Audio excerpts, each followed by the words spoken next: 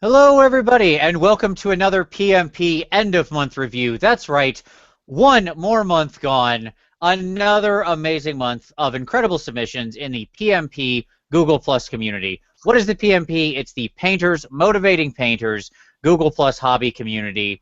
The link for it will be down below. I'm going to say that right at the top of the show this time. So if you're interested in joining us on the hobby journey, click that, join up. We'd love to have you. So what do we do during this show? Well, my two esteemed colleagues and I, who I will introduce in just a moment, we go through at the end of every month and we review all submissions tagged end of month submit. Very important. So if we miss anything, I apologize. Google has screwed up in the past. We usually catch them all. But if you didn't tag it end of month submit, we don't review it. That's how we know we're supposed to review it. So we review everything submitted in the last month, in this case the month of April, for the PmP community. And this month we're back to the full crew. So joining me as always, it's Kieran and Jeff. Kieran, how you doing tonight, sir? Hi, good to be back. After missing you guys for a month, I went back and I watched your last show between the two of you, and I kind of thought, yeah, those guys know what they're talking about. There's a few things that I thought I would add this and maybe look at it from this angle, but you know what? As a viewer for once, instead of a participant, it was kind of cool to watch it in that perspective. There you go. Now, Kieran, I'm struggling to remember, how many things did you submit last month that we reviewed of yours in the March timeframe? In the March one? Yeah. I think it added up to 0. Oh, okay. Just making sure. I thought that was around the number. All right. Yeah, rounding up, of course. Sure, of course. Also joining us is Jeff Egan. Jeff, how you doing, sir? Not bad, except, yeah, I'm sitting at 0 for the duration. I really have to, for the love of God, get my models up on the PmP. I got them on Twitter. I got them on a new forum that's just developing for a game system I play. And anywhere but here, and I really want to. So this month, I promise, it will be up. There you go. You promised that twice before to me, Jeff. What? Did I? Twice. No, but this is on air. This is live. Now I've got to do it. All right. Well, Every member of the PmP is beholding you to that. Yes. True, yeah. I'll do my best to make up for both of you. So that's my basic goal. All right. So I thought we would start out, we had talked, gentlemen, about starting out this time. Before we launch into it, we wanted to talk about photographing miniatures, because one thing we often struggle with every month is fuzzy photo syndrome, right? Where it's poorly lit or poorly shot, and it makes it really hard. And the reality is, taking good pictures of your minis, it can be challenging, but there are several steps that you'd like to get it perfect, but it's so easy to get it good, right? And that's what we want to get to. And Jeff, you recently pointed me toward an article, which I'm going to share here in a moment, but I thought I'd go to both of you first because I know you both got a hot tip. So Kieran, why don't you start out? Yeah, I thought what I would show off is the super cheap, low-rent, homeless person light box. And this was done by taking a simple cardboard box, as you can visually see here. I cut away 3 panels, 3 sides of the panels, and filled it with a fabric that is partially sheer, if you can see through there. And the purpose of this is that you're diffusing the light as it shines into it. Okay? And inside this is where you put your models. A moment here, black piece of construction paper, which I use as my backdrop, but I can just as easily swap that out and put in a white backdrop as well, just by stuffing it in top. Let me show you how easy, people at home. And there it is. Now you have a white backdrop. And That was really a as very simple as long, that. complex process, yeah. Yeah. Set it and forget it. Exactly, and just something like that just goes such a long way to getting you better lighting, better pictures, everything. Now, I've struggled with the white and black backdrop because the reality is, and as they point out in the article, some miniatures don't look good at the ends of the extremes, right? If you have miniatures that are mostly white, they disappear. If you have miniatures that are mostly black. But I have settled on something that I picked up from Jeff. So Jeff, I think your hot tip, I really love it. What's your hot tip here? So I shamelessly stole this from my friend Peyton. So just a circle, big circle. Anyways, it's you grab whatever rulebook for the game system you're using. If it's a GW game, that could be Age of Sigmar, that could be 40K, and you flip open the book like so. I usually sit a miniature right here and use this as the background. So it's similar to Kieran's black construction paper. So I'm going to steal his Lightbox idea because that's awesome. And so you got like a little bit of theme from the universe, a little artwork in the back. 40K one's pretty cool too. That's more, here you got white and black. So this is more cosmics, like astral. But super cheap. If you play one of these games, you have a rulebook. I bet the Privateer Press rulebook has something similar in it. Not sure, but I bet it does. Malifaux, whatever. And whip it open and use that. You've got an instant, clean backdrop that won't distract from the quality of your model. Yeah, what I like about the trick, the downside of it is that you get a clear horizon line, right? Like the advantage to having the angled piece of paper is there's no clear horizon line, so the miniature is sort of floating in space, which has a name, but I don't remember what it's called. When it's doing that. The upside of it to me is that because the inside cover of the book is sort of this gray-white, monochrome art, it tends to diffuse out further and just kind of work with anything. So I would love it, like if you think of like when you go to the photograph studio, like if you went to Sears as a kid, right, and you took your family pictures, right, what did they have set up behind you? They had probably some like gray-white cloudy thing, right, that looked kind of fog, like gray fog. And that was so the light was all diffused out everywhere and nothing was too harsh or sharp, and it just kind of fuzzed behind you. Same with your school pictures, probably had a similar backdrop, right? Mm-hmm. So there you go. I want to add that on the tip of diffusing, that's exactly why I've done the frame of this with that sheer fabric. What that does is, if you were to take a light and shine it right on top of your model to get the maximum amount of light on there, it would be casting real hot spots and real hard shadows as well. So that's what this fabric does, is it diffuses that so that you don't have, even though you might have a light like 2 inches away from this fabric and thus about 10 inches away from your model, it spreads that out so you don't have that hard hot spot and hard shadows. Exactly. Actually, hold on. We're gonna don't move, Kieran. Stay exactly still. That. Stay exactly still.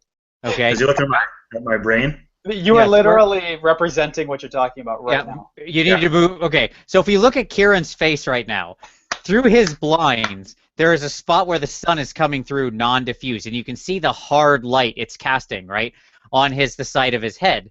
But the rest of his face is lit by the same light. It's just being diffused by the blinds. That's why we use blinds and curtains and stuff. They don't block light out. It's diffusing right here. Yeah, and you get like a natural color over the rest of Kieran's face. And so that exact thing is what you're trying to stop. There you go. Living example. Okay. So now let's do this. So to show it in real practical business, I'm going to put this sheer thing up here to block that hot, shiny light. There you go. Oh, it's live test. Just like that. There we go. Now we get rid of those hot spots. Yep, exactly. See? Awesome. Okay. Well, instead, I'm going to shift this way so that I don't have a stripe down my side. I love it. So yes, let me go ahead and share up here. So this is Jeff linked me to this. The Black Library put out a little PDF that shows the basic tenets for taking sort of photos. And as you can see, they have a very complicated setup themselves here. It's one of their cases with a piece of white paper that's been stuck to it.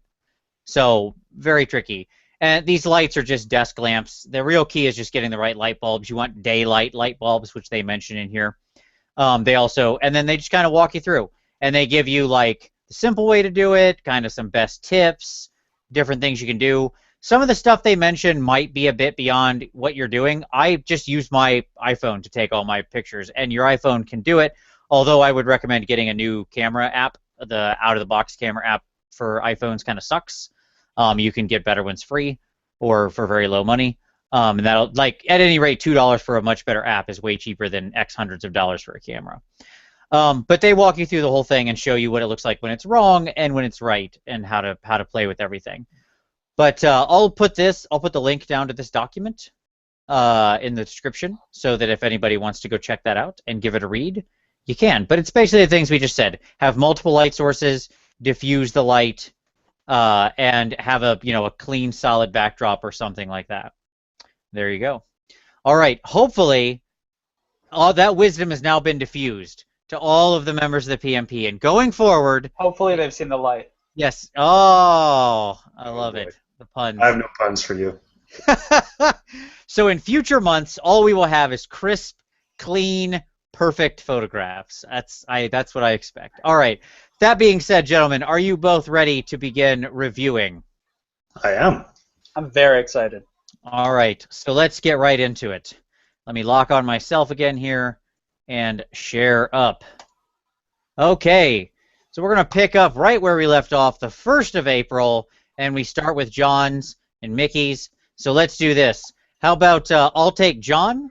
If you want to, Jeff, if you want to take Mickey's base, and then Kieran, you can take other Kieran. How about that?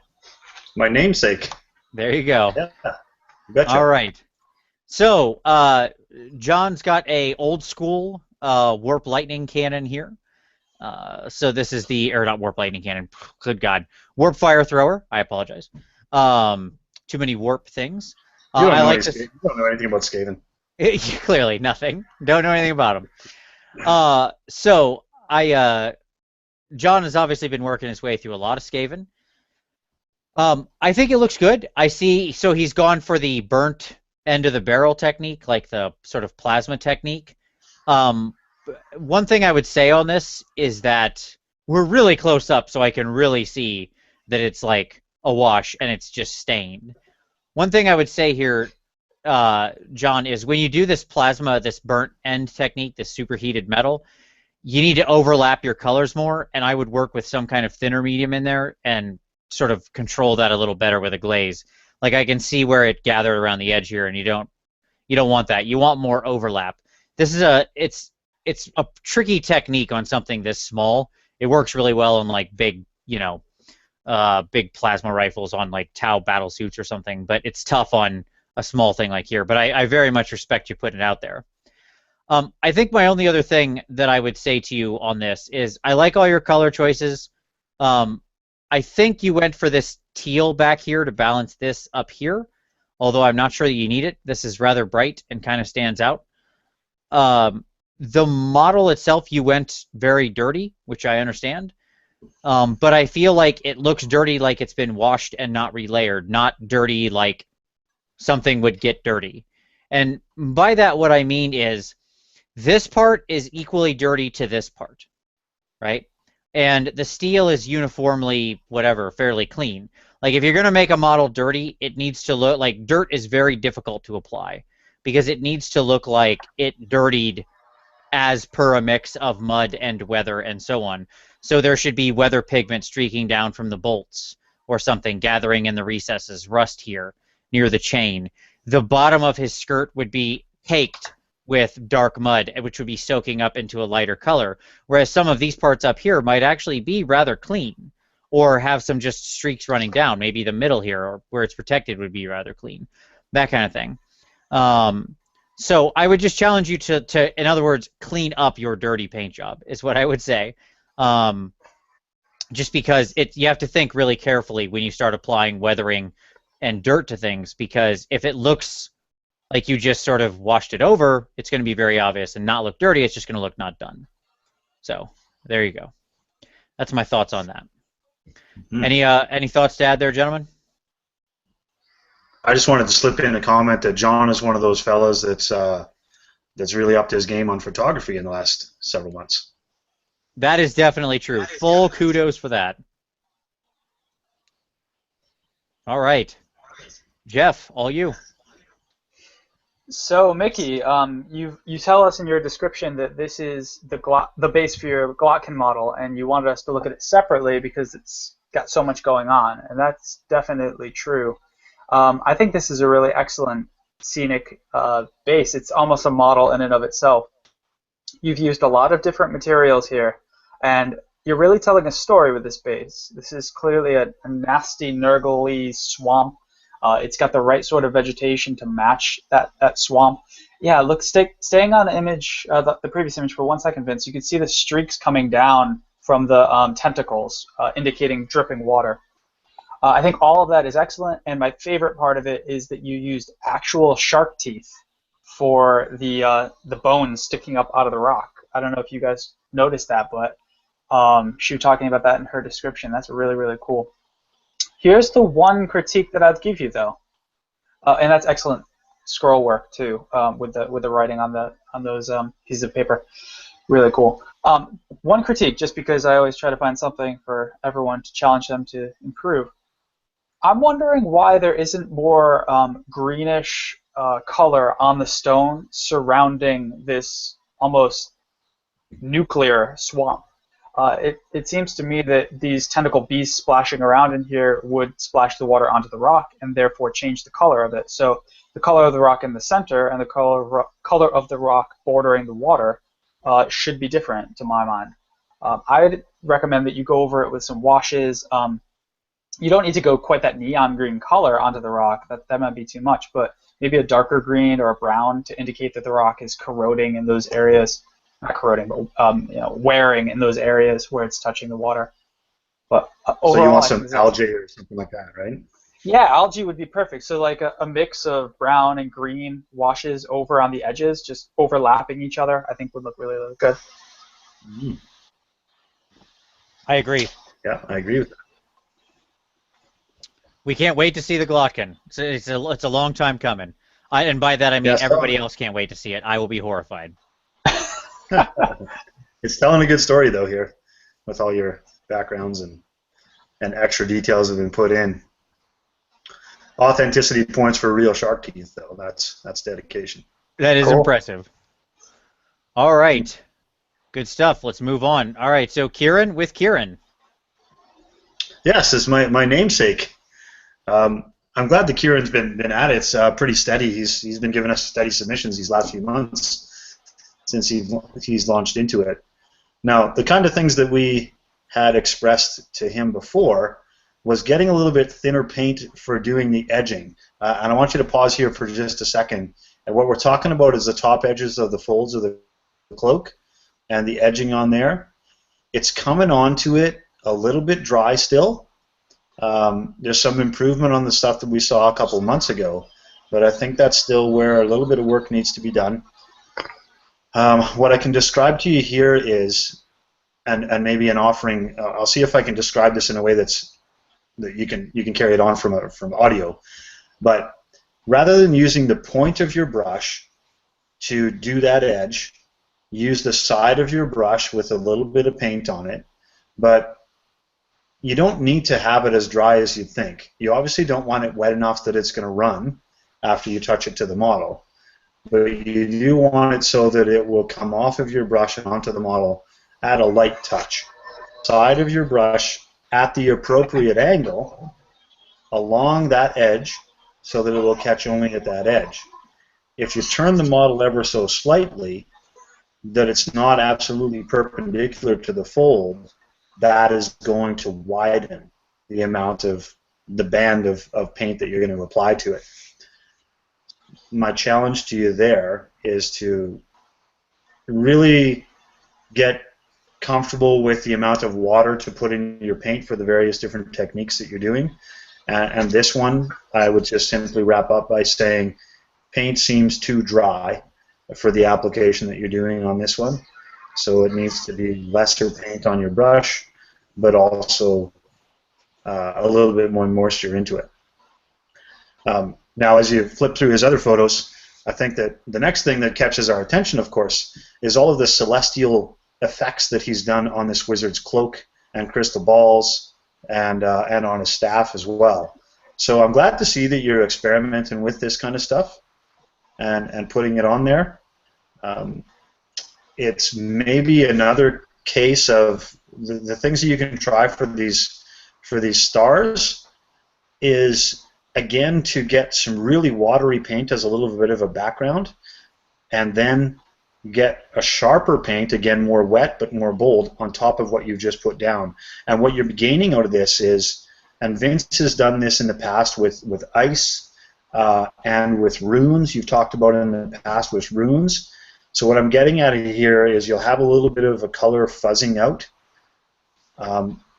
behind the actual star itself, and then you're going to do a sharp star on top of that little fuzzier part of it. Does that make sense to you guys? Absolutely. Yep. Or is there a better way that you can describe what I'm getting at? Because I think you know what I'm getting at. Yeah, well, anytime you're working with white, you want to have like a... you want it to be fairly thin paint. Oh, and I'm echoing through you right now, Kieran.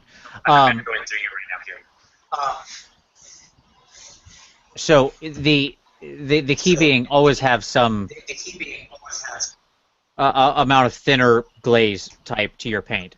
You want it. You don't need to work that thin as a glaze, but the point is that you start when you're doing your stars very light, especially with white. You've got to keep white heavily watered because it chalks instantly because of the way pigment's made for white. And it's okay to hit it with a couple layers. Don't try to do that all at once. Keep it thin, apply multiple times, work into smaller and smaller areas. So the brightest part is at the very center, right? And it seems to fuzz out. Also, if you want more detail, like on Kieran's absolutely right on the edging. I have a hobby cheating video on my playlist for hobby cheating about edge highlighting, and I walk through exactly what he just described with the side of the brush. So if you want to see it in action, you can go check that out. Shameless self-plug. Only other thought would be we need to see something on that base. What's going on there, man? Black plastic isn't a base. And I've got three really quick things, Vince, if you could skip to image 6 for 1 second. Sure. One, totally kudos on the Celestial theme. I think that's baller and something you shouldn't shy away from. It's a lot of fun to do it, and I'd like to see that you've done it here.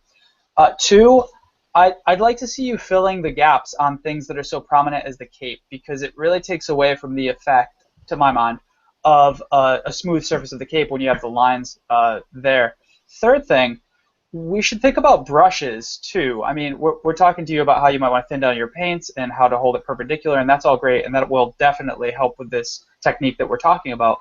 But you also have to make sure that you've got the right hardware, that you're working with the right materials, and sometimes investing in a slightly nicer brush. I use a Winsor Newton Series 7. You don't need that. You can use Da Vinci or some of the other companies that produce really nice brushes. Something like that with a nice fine point could go a long way for you too. Just bear that in mind. There you go. All right. All good stuff. Good stuff.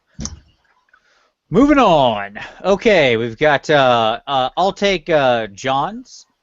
Kieran, if you want to take Skeleton Flower's Malifaux Child, and then and actually, why don't you do that and his Witchling Stalker there, and then Jeff will give you both of our Chaoses. How's that sound? Sounds great. All right. So John here resurrected some very old skeletons. Oh, these guys are going way back. These are some ancient skeletons. Oh, as well as a big monster thing. There it is. Big monster things. All right. So the first thing I will say is I can tell we're getting some fuzzy pictures here, John, because I know this effect. This is like the zoom on a digital camera or something like that that has fuzzed out the pixels. I can tell it very well because this was a challenge for me for a long time. So I like your color choices with the turquoise and such. I think that's a nice bright pop on the skeletons. I would say you may want to work on how sharp the line is between the two, because the transition there is fairly stark. It's a little tough to say because of how much the camera has fuzzed the image. The bone looks a little smoother, so I don't know exactly. But I would say that to work on that a bit. Moving on through here, we've got our black and white. Let me stop on the black and white people for a moment. So we've got our little Karn Wraith and the old school Banshee. I've still got one of these on my shelf. Whenever you're working in black and white only, in this sort of ghost-like pattern where he's not using Nilic Oxide, you really need to always make sure that your final step is a very thin glaze to blend the lines, because black and white are always going to show the really stark lines, like right here where we can see how hard these lines are. So you always need to make sure when you're ever doing monochromatic black and white stuff, your final step is like a mid-tone gray glaze or something like that to keep bringing that back down. Black and white are the two hardest colors to make look like. It's always got that curse of chalkiness as a possibility, right? Yes. That's what we see in that Banshee. Yep. But so many good classic undead figures in here. Overall, John, I like a lot of them. I want to see some non-fuzzy pictures of them so I can really tell the detail, because some of them it's a bit hard to comment on, just only because it's difficult for me to say exactly what's the camera and what's that. Oh, see, there you go. That's nice and sharp. Like this. This is how I want them to look. Because my guess is you didn't zoom on this one because of the size of it, and so it didn't fuzz out. That's my guess. When it comes to this one, much of the same things apply. Some color worked into the stone would go a long way here.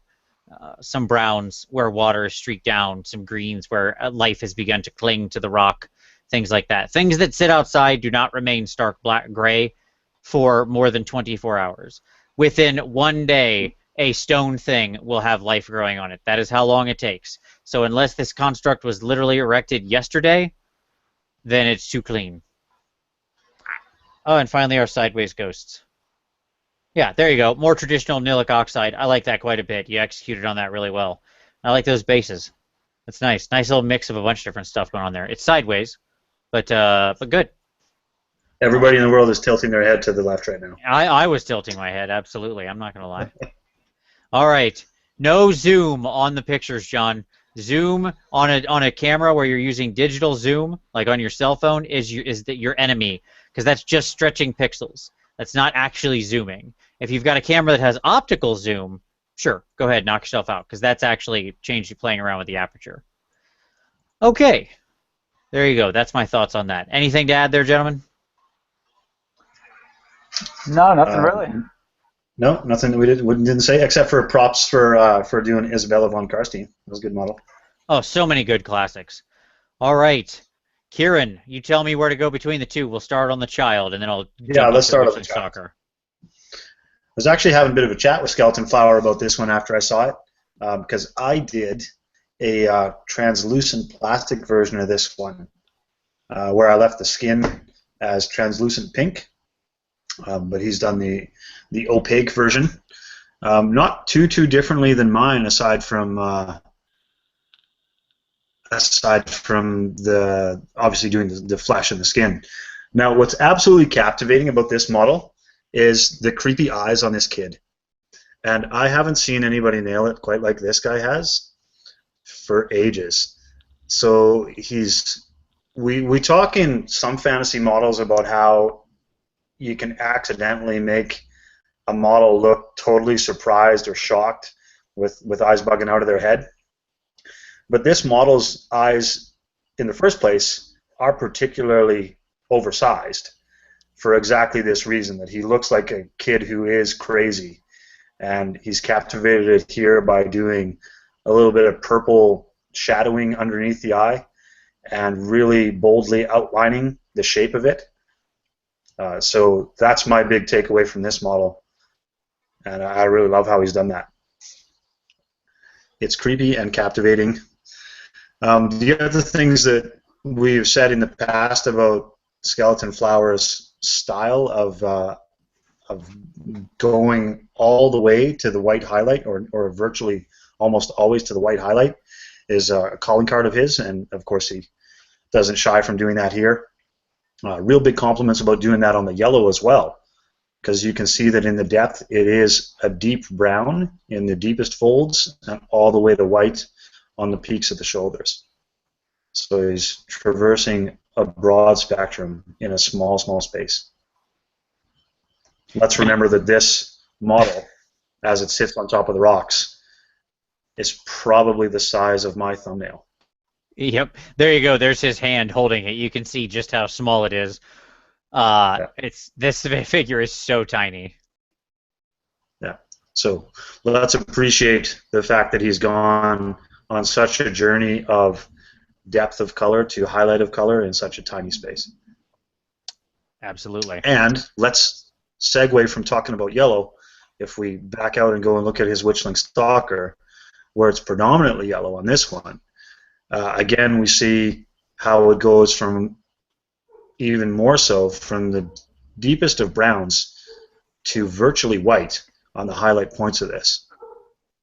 So pretty fantastic throughout. Does he have? He has a couple other shots here. This is also a little bit captivating in how he's done on the blade of this guy's weapon. He's tried to go to a little bit ghostly spectral on there, touching in with some purples. But again, over-exaggerated highlights along the blade length.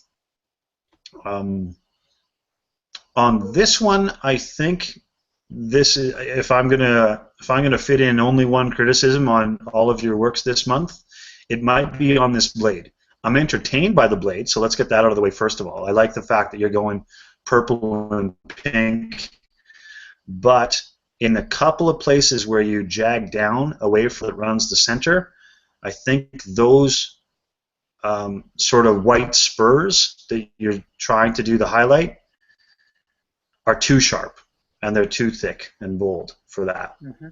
That needs a little bit of transition into your purple to happen there without it looking too artificial.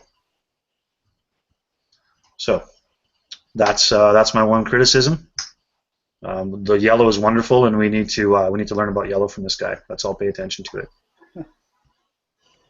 Skeleton is a master of yellow. Skeleton is a master of yellow, for sure. Yeah. Oh, there you go. Pleasure to see your work as I do every month. Look forward to it. All right. Jeff. All right. We're echoing a little bit, Kieran, just so you know. Okay, so yeah, starting with this Stormcast Eternal model. I really like the paint scheme that you've got here. You mentioned in your introduction to this that you posted up a sharper image this submission because we've seen these last month as well. I think that the photograph looks excellent. This is exactly what we were talking about at the outset of today's show. I've got two pieces of advice for you, and they're both very similar. I think that you could do a little bit more to highlight up the cloth and the paper on this model. I think that on the sharpest edges of the banner, especially where it comes to points, at the ends and the folds, I'd like to see a little bit of a sharper highlight there, really emphasizing the fact that it's a sharply wrinkled piece of fabric.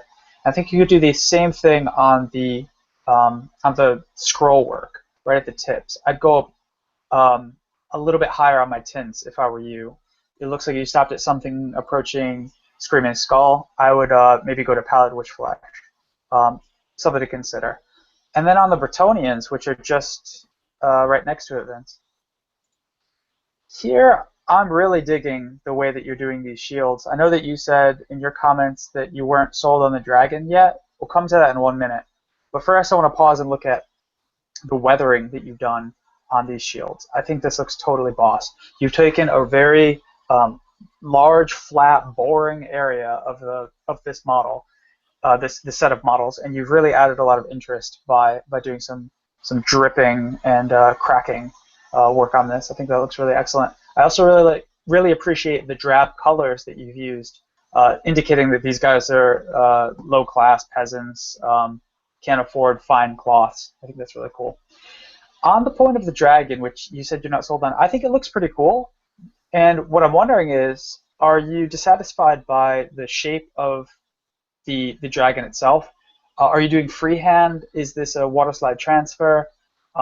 These are all questions that I've got. I'm not sure exactly what you don't like about it, but if this is freehand, or if at the very least you're willing to do some freehand on it, one thing that might help is to make this thing pop a little bit more.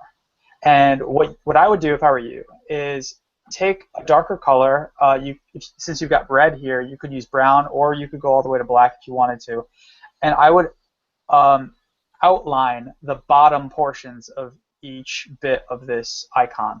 I'm trying to say this properly.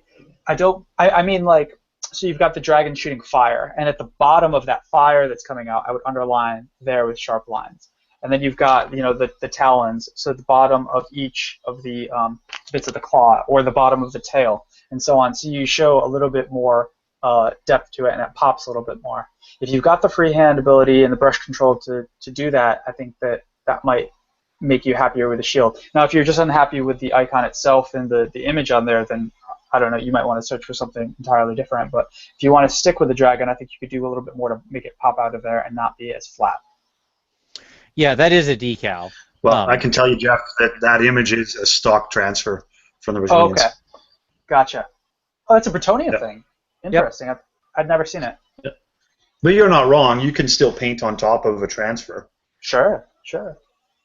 Absolutely. If you want to start learning freehand, one of the best things you can do is use decals and then just paint over them, right? Mm-hmm. Yep. Because you can then add in all your necessary tonal variation and highlighting, and it gives you lines to work with it, just like you've got on your regular model. So it really is a great way to start. And I think one of the reasons you don't like it, Archaeos, is because the red is off compared to the rest of the red, right? It jumps out at you because it's sort of a red.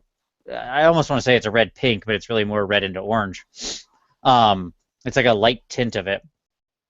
And it jumps out compared to the deep red, sort of crimson, ruddy, brown red that you've used everywhere else. And so it stands in this very stark contrast.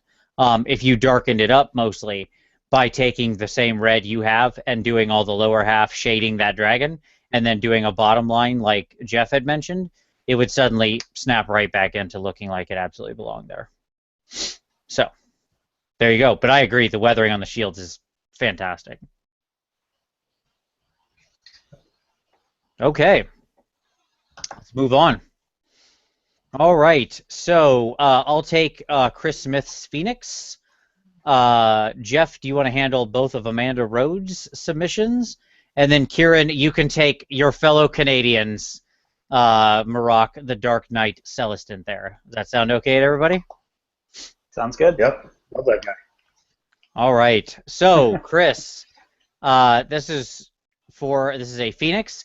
Chris ended up having one of the most fascinating Budget of Sigmar submissions. You can kind of see two others in the background. He had a Phoenix, and then he also has Nagash and Neferata, and he had like a Lord on Dracoth.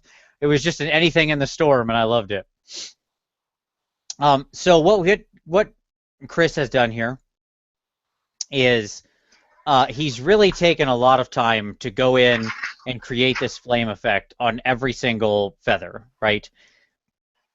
This was not done with dry brushing, or at least not finalized with dry brushing. I would hope that he started it with that and then used layering to smooth everything out, which is the right way to do this.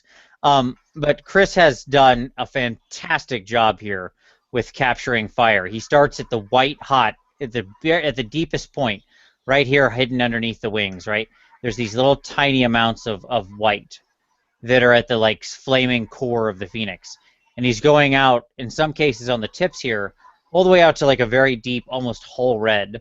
And I like that very much as we get away. You can see here the tips of the wings, then also out here on at the tip of the flame trails. So, but he kept most of it largely in the yellow to orange area.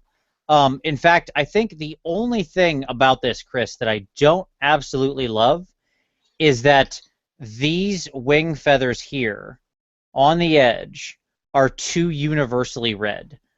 They stand in a little bit of too much contrast to the rest of it. These should be mostly this red-orange, not this whole red. So this should be lightened up some. That, and then I would love to see you have picked out this. So like on the wings, let me see if I can see it. If we can see it. Do you see these little flame droplets that touch over these wings? Something a lot of people don't do is pick these out. These are like other little bits of living flame that have come off of him. I would love to see I would have loved it if you picked these little flame droplets out in the same transition as you did out here. Just a touch of yellow, orange, bit of red, whatever at the edge. Just to really break up that darker red. Again, you could have even left these the dark red if these had bright orange on them, because it would have broken up the flat feather here. You've got such wonderful transitions going all over here, and then this is just solid. And so it ends up distracting a little. I mean, do not get me wrong, Chris. Overall, this is fantastic, fantastic work. Definite A. But I just feel like that would be my one thing for you. Not that you're probably going to paint another Flame Phoenix anytime soon. But if you want to take back and go knock this guy up a little farther, pick out the little flamey things. That would be your best next step. There you go. Any other thoughts there, gentlemen? One quick Nope, one. nothing to add. I've got one quick one. You could go up to black in a couple of areas, I think. If you wanted, you said it's a work in progress, so that's possibly something you could do. But if you do that, do it very, very sparsely. Yes, if you use black, like I'm always hesitant to go to pure black for soot carbonization on something that's supposed to be living flame, right? Because flame never actually turns black until it becomes smoke. But that being said, you can do it, you can get away with it on a model, but if you do it less than 1%, right? We're talking like the tiniest amount goes the longest way. Yeah. Yep. Very, very little if you decide to do it, and you don't have to. Right. Kieran, did you have a thought as well? No, nothing else to add. All right. Great. Oh, moving on. Okay. Jeff, Amanda Rhodes, I'm just going to kind of scroll through her 2 items here. Sure. Yeah. So first we have this angel model that you've done, and what I like most about this model is that it's so delicate. That you've gone for a very, very thin coverage of the purple on the dress, and the wings look very light. The flesh looks very light, and it all works very nicely together. The one thing I'd say here, and it's something that carries over to the other model too, if you wanted to skip Vince, is that I'd like to see a little bit more depth on the flesh, like on the face of that baby that she's holding, or the child that she's holding, and then on the next model as well, and the flesh there. I think that you've got the flesh tone working well, but I'd like to see a little bit more depth in the recesses so that the color changes as you move across to the parts of the model that protrude. To do that, I think you'd want to use a wash of some kind. I use Games Workshop washes. Other people swear by Alternative Secret Weapon is another brand of washes that work really well, I'm told. Put something light, and I'd mix it with some sort of medium so that you're not using a very rich wash and it doesn't detract too much or shade too much. And then you want to go back over that with a lighter color, back up to your regular flesh, and then highlight on top of that. You get a very much more three-dimensional look to it. And my second critique is I think you could do the same sort of effect on both the cloth and the metal. The cloth is pretty good in terms of the shading that you've done. You go pretty dark in the recesses and you highlight up to that bright red on the folds, on the tops of the folds. But on the silver, I definitely want to see a little bit more shading in the recesses there. It looks very bright, and metal would be reflective, and it would be shining off light on the areas that would catch the light. But you've got just as much light in the recesses as you do on the kneecaps, for example. So again, using some sort of wash and then highlighting up again to get that clean look at the shiny protruding portions of the metal would go a long way for you. But overall, I think these 2 models are really cool, and I'd like to see you continue to improve as we move forward. Sorry, wrong buttons. Scanning back. Okay. I agree. Those were all good thoughts. Kieran, did you have? There we go. Did you have anything else you wanted to add? Oh, you're muted. Just.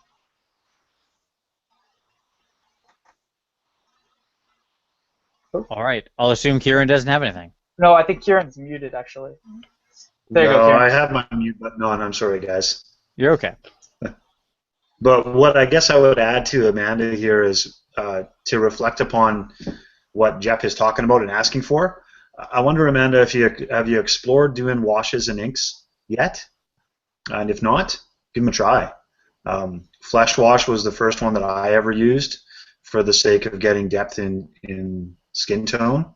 But there's a broad spectrum that you could use on metals, using some black ink wash like the Null Oil that Games Workshop does is really good for that.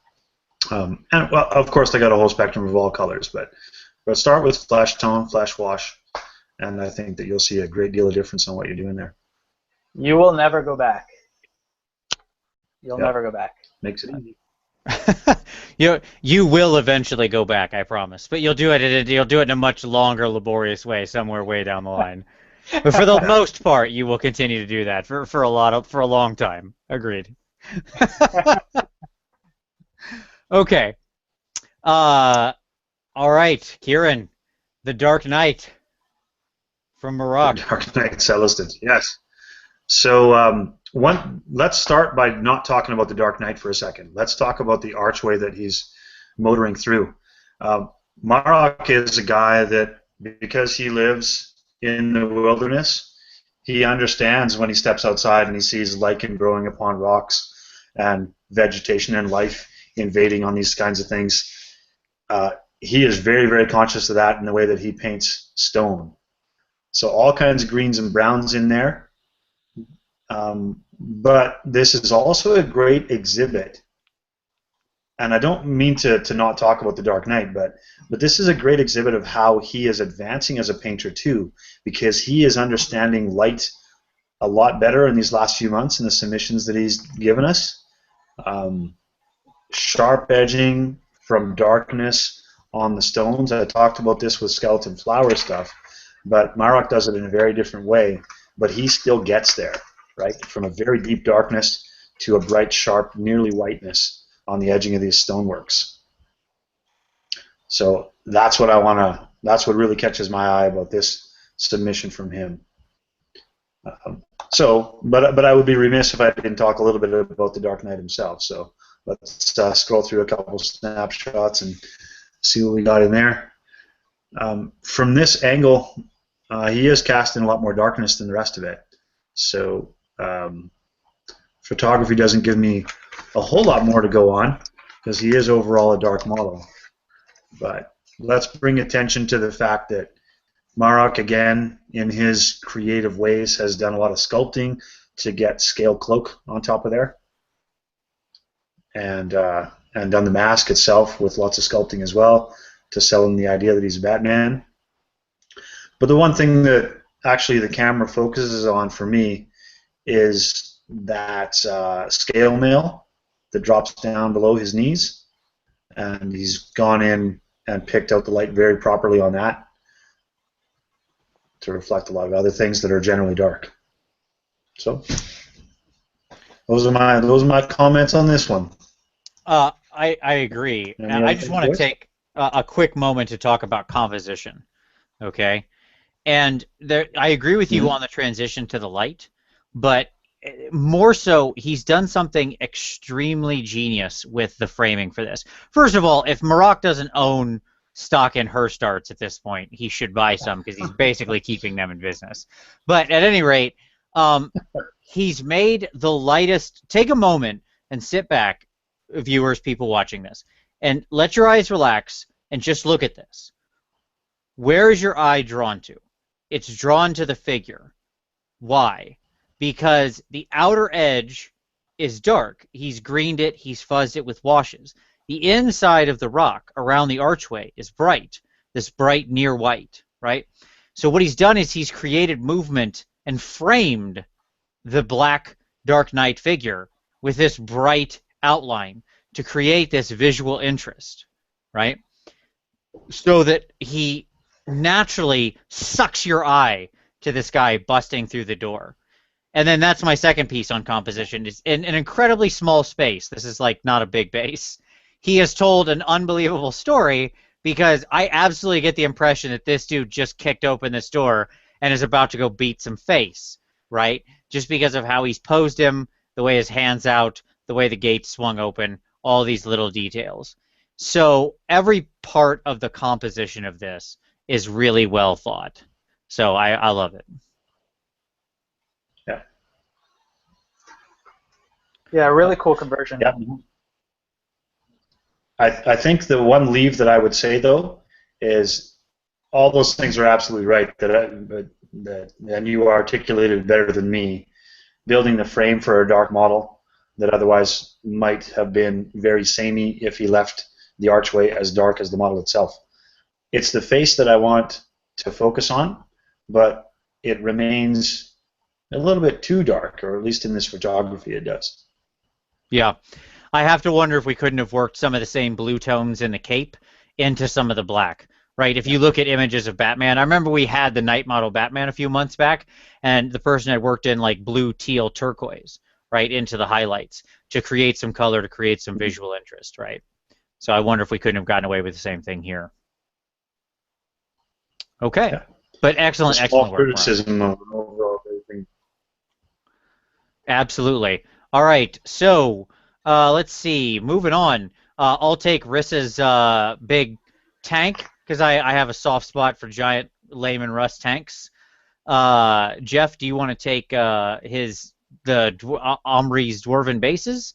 And Kieran, you can take Chris Smith's big Mortis engine there. So. Sure thing. All right, we'll start with the Layman Russ. Whoa, time out. Oh, two things. Okay. One, no, keep going. But one, it's Reese, and second, it's Lehman Russ. Lehman Russ. As opposed to what, Layman Russ? Yeah, it's Lehman Russ. Or LeMan. I've heard LeMan too. But it's definitely Reese. I was just making a Reese joke. But as opposed to Riss or however I said it. How did I say it? Yeah, you said Riss or something like that. But I've got a friend named Reese who spells it that way, so I knew. All right. Well, Reese and the Layman Russ, because I'm not changing that. I've been saying Layman Russ for 20 years since I got my first Imperial Guard model. I'm not changing now. All right. So at any rate, the big tank here. Okay. So let's talk about things that I like. So oftentimes with big vehicles, they can look very flat and boring, right? And you've tried to mix that up by, having some color variation throughout. That being said, I'm not a huge fan of how you've done it, which I will be honest, looks as though you took some lighter colors and very roughly dry brushed it around. I assume you're going for a camo pattern or something of that nature. The way that I would do this is not by dry brushing. I would paint on a camo pattern if that's what you're aiming at. Big vehicles like this are tough to do with a brush. These kind of big vehicles really were, like, these are your airbrushes are your friend. And if you want to have a flat color, but you want to keep, if you want to avoid flat color syndrome on big vehicles, then things like weathering, chipping, all battle damage, all that stuff is your friend. Okay. That being said, there's a lot of ways you could go with the camouflage. That I would say what you want to do is pick two different contrasting colors. So if you've got green, the classic camo colors are brown and black, and you mix those in little blobs that just kind of overlap each other. Doesn't take any great modicum of skill. You can just literally splash blobs around. You just make them clean blobs, and you just kind of mix them in with each other, and it's more or less fine. And that will make it look like that. The problem with the dry brushing technique is that things which would not be painted here are painted and have collected too much paint. For example, your bolts and nuts and the sort of joints that hold these access panels on have all picked up the most paint. But those would probably be steel or rusted or the first things that went off or have water leaking out from them or any of 100 other things that wouldn't be bright green. Okay? And I would say the same thing when it comes to this sort of ochre color or this ochre orange we've picked for the rest. I'm not very hip on that as a contrasting color to this green. Orange is your complementary color for blue, and even then it's questionable at best.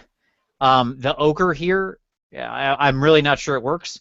If you are trying to create a little more visual interest in sort of the copper tone, you could have went for the metal, the same copper you use down here on whatever these things are.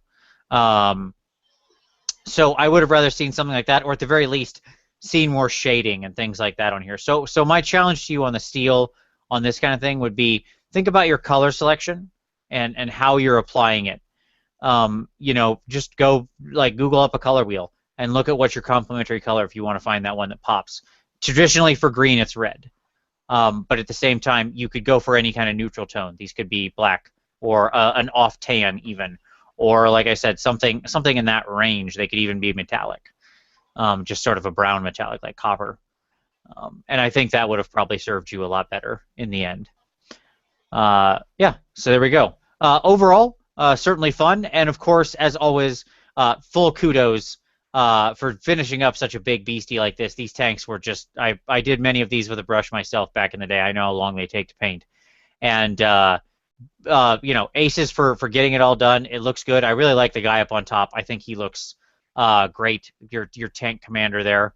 And I hope that it destroys many enemies of the Emperor. That's what I will say. So, great job on your layman, Russ. I've got two quick points on the Lehman Russ model that we were just talking about. Sure, the layman Russ, yes.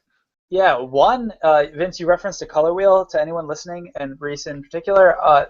Just Google the words Adobe color wheel, and you'll see this really cool thing you can play with online. I'm using it right now because I'm working on a new paint project, and I want to think about my color system, my color scheme. Second thing, as Vince said, your dry brushing here is a little too heavy. One thing you could do is dry brush and take off almost all of the paint on a towel, paper towel, and you could stipple or you know, gently dry brush that camel pattern and blend it in and out.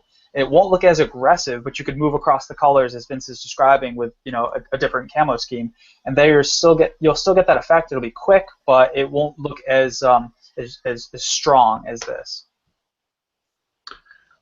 On that tip, Jeff, I've actually seen that done really exceptionally well by using sponge. Sure, yeah. So if you've ever bought a blister pack that has the sponge in it, or if you have something you've ripped out of your battle foam bag, then using that to dab away at the model, then do camo, is really effective. Yeah, you get like a model look, M-O-T-T model. Yeah. Mottled, yes. Yeah. Yeah. Cool. So that would really look good on this Le Mans Russ tank. All right. Now that we've because that's what it's named after, isn't it? The Le Mans racetrack in France. Is that not what it's named for? That is, sure, yeah. You are exactly correct. That is the etymology of that. All right. Good. Jeff, with Omri's dwarves here and his bases, these custom bases.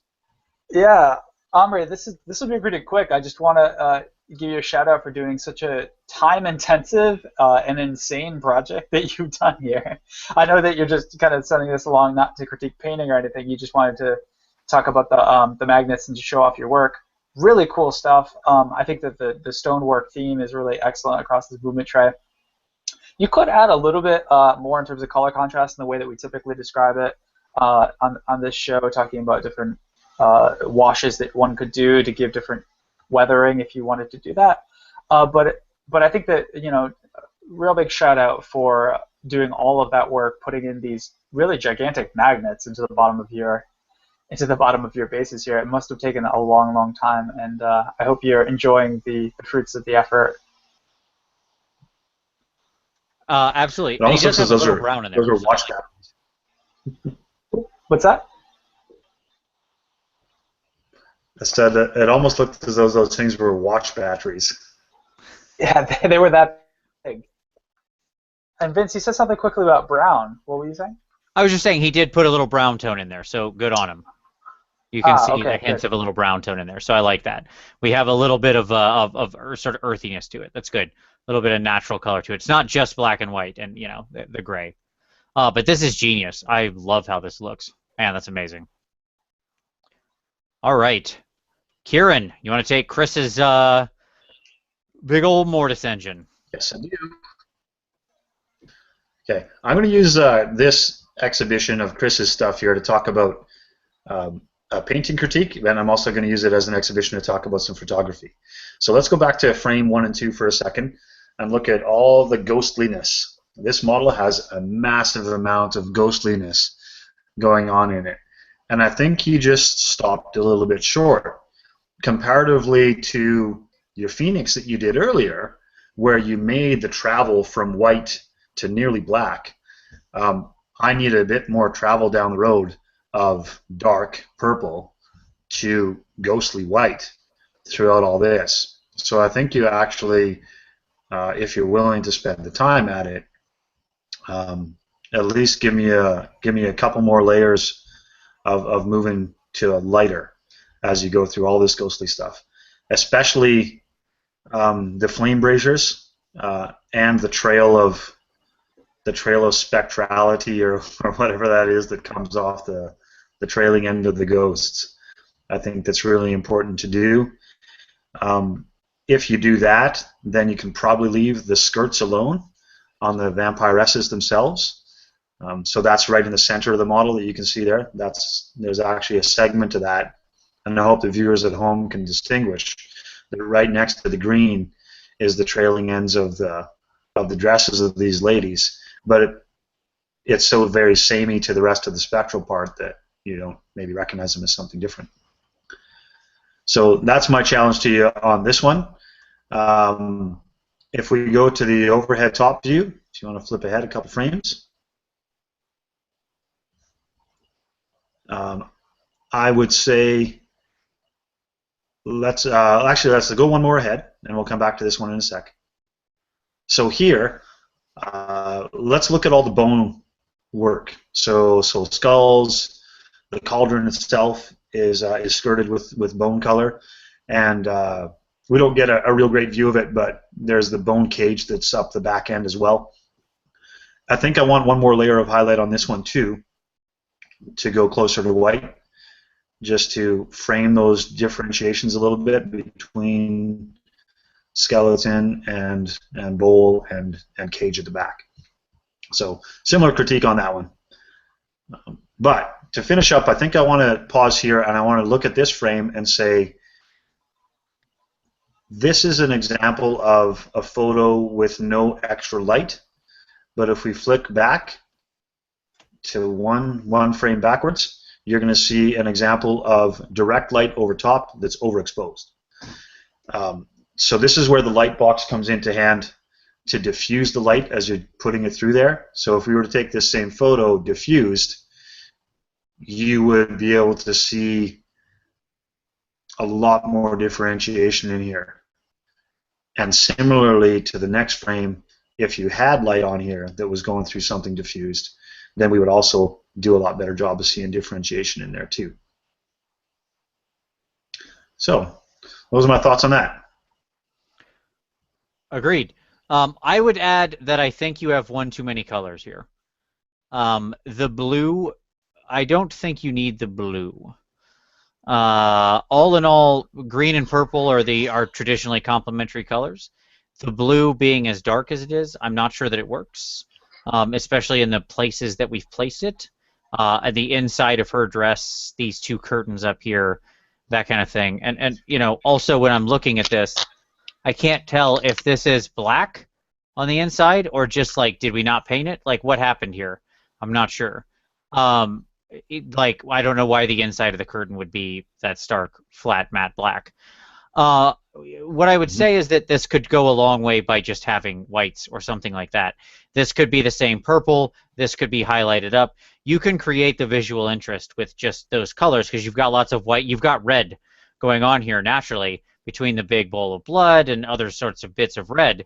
Bringing the blue into it as well, we just crossed the color threshold because you've got golds going on and stuff like that. We've got a lot of different action going on here. So whenever you have this much action on this big of a model, you've got to really be careful to control the colors that you use because otherwise it just gets chaotic. And I feel like we're one too many here. Although I agree with what Kieran said. And by the way, I was saying Mortis engine at the top, coven throne. I apologize. Nobody has to write letters. I know it's a coven throne.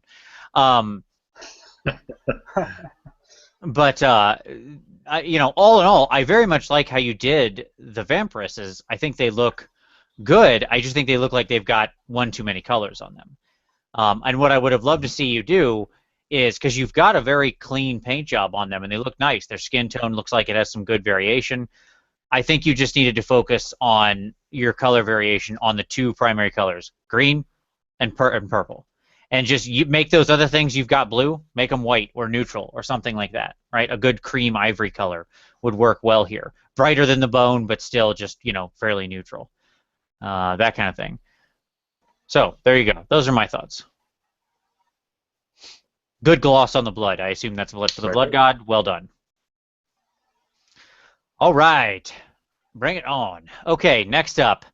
Let's do. I'll take Hooves of Doom with his Sisters of the Thorn here, or Wild Riders, whichever they are. Sisters of the Thorn, I think.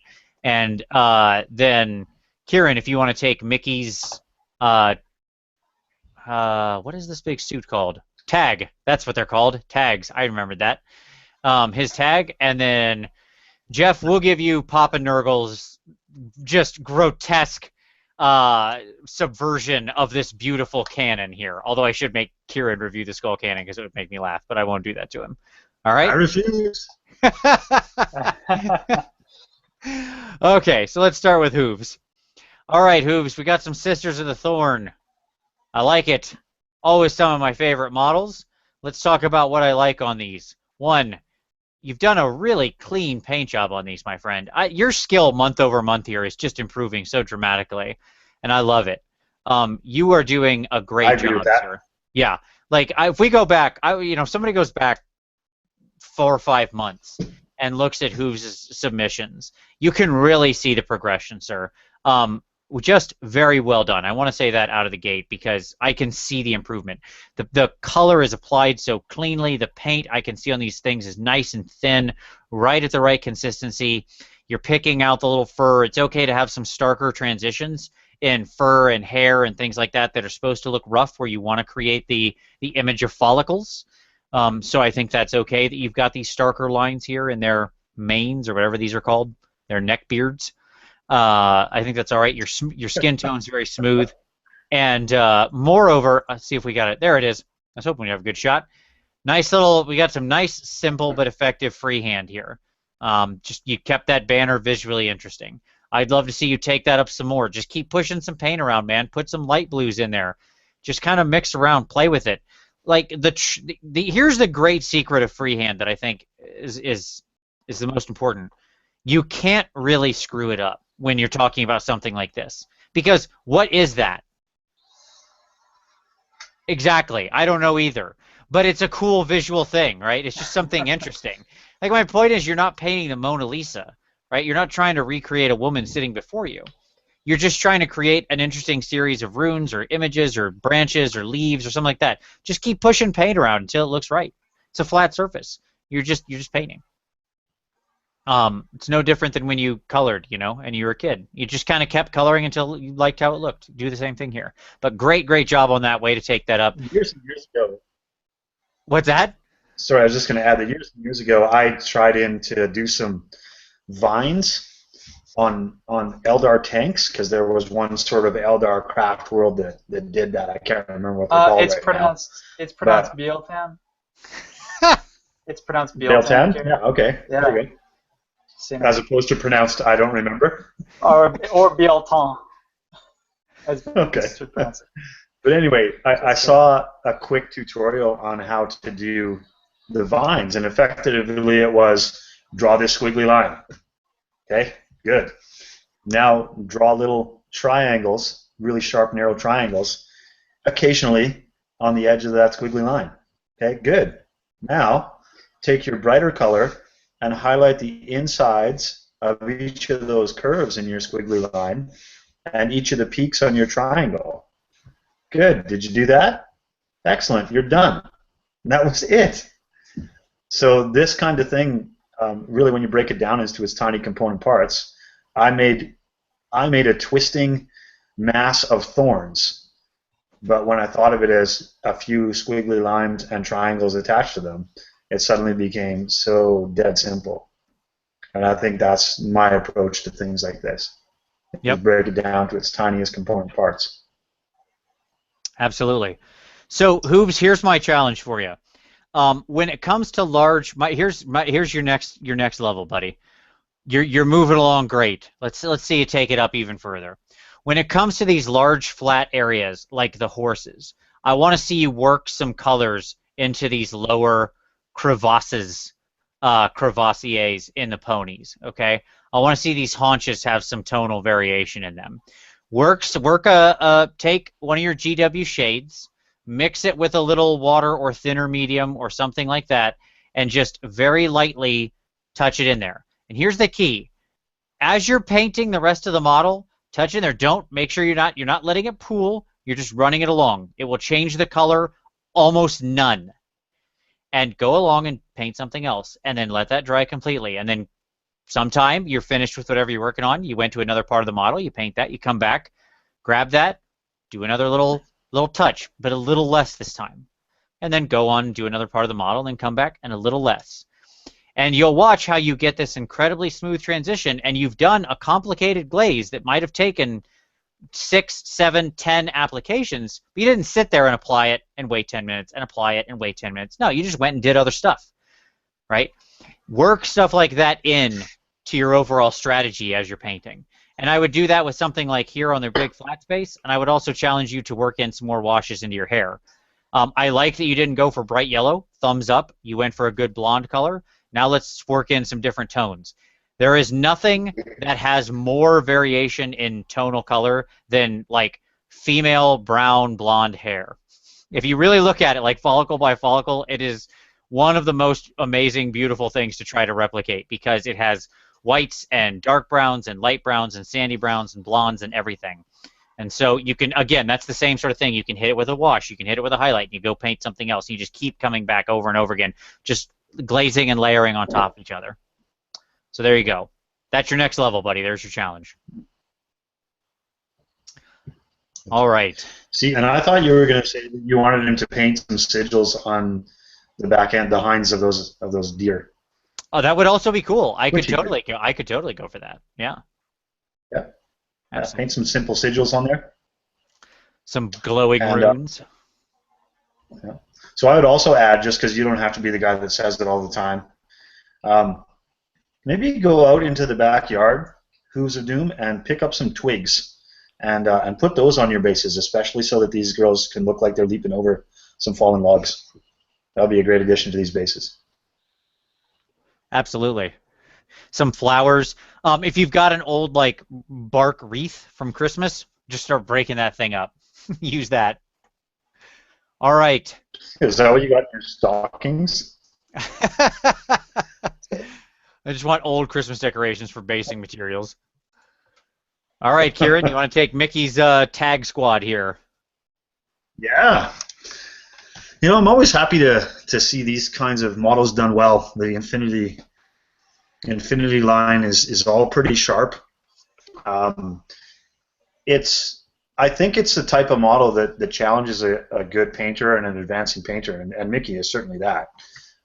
He's one of the. You guys are giving me all the good treats this month, actually, of all the talent that I'm a fan of. So I'm a fan of Mickey's stuff as well. So what we see out of these Infinity models, for the most part, is sharp edging, and then a lot of flat surface area that still is. I don't know if I want to use the word organic, but what I mean is it still has a lot of motion to it. Like what I'm keying in on is the shoulders of this tag that are a curved surface with some sharp edging to it as well, and that can often offer a challenge to a painter who's trying to catch the sharp edges, but yet still try to get some color variation as you go along the curved surface. And that can sometimes be tough to do, and I think for Mickey, in particular, if we look at what would be the left shoulder of this tag, and it's just a flat white piece here that could probably do with a little bit of grayish blue shadowing along that big flat surface.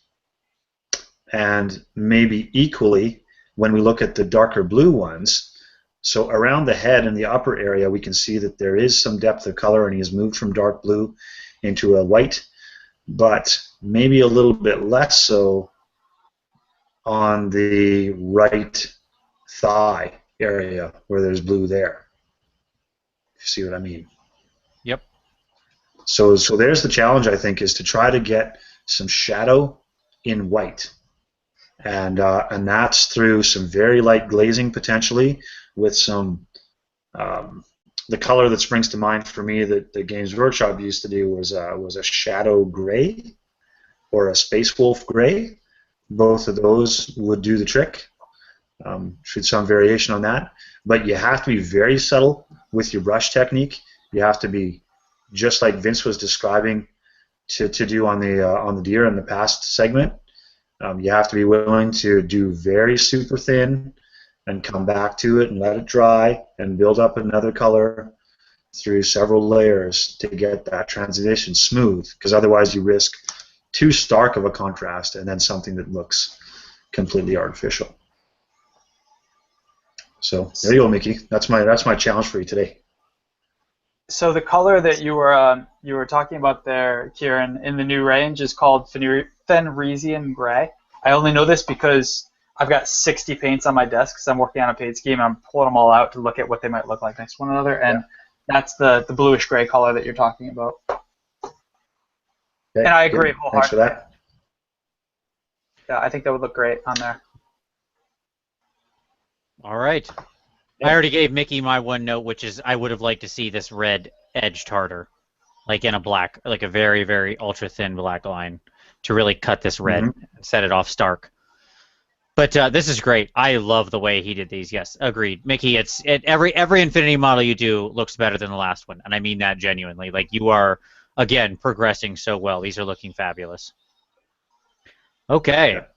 No, he's certainly an advancing painter, and oh yeah. And as I say, I'm trying to fit in a criticism here for somebody who I'm a fan of. Hey, absolutely. Right? Everybody's always got a next step to take, right? There are no perfect painters in the world. That's just not how it works. Just everybody's next step is different. Okay, so Jeff, with this abomination before all of the gods, with this this wonderfully beautifully converted skull cannon that has been pressed into the service of the worst chaos god. Please go ahead. It's beautiful. Jeff, before you launch into it, I actually want to say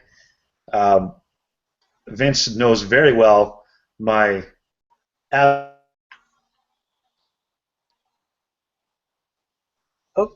Nope. Did we lose him? Okay. Oh, absolutely. Sorry, Kieran. You cut out for 1 second. You said you hate the Hell Cannon? I was saying Vince knows very well my vehement, very strong hate for this skull cannon model and the shape and design and the whole imagination that went into it. However, I am mildly pleased to see Nurgle atop it, defiling it further. So, with that said, please, sir, tell us your thoughts. Yeah, I actually think that the modifications that he's made to it mitigate it somewhat. I agree with you on the model itself.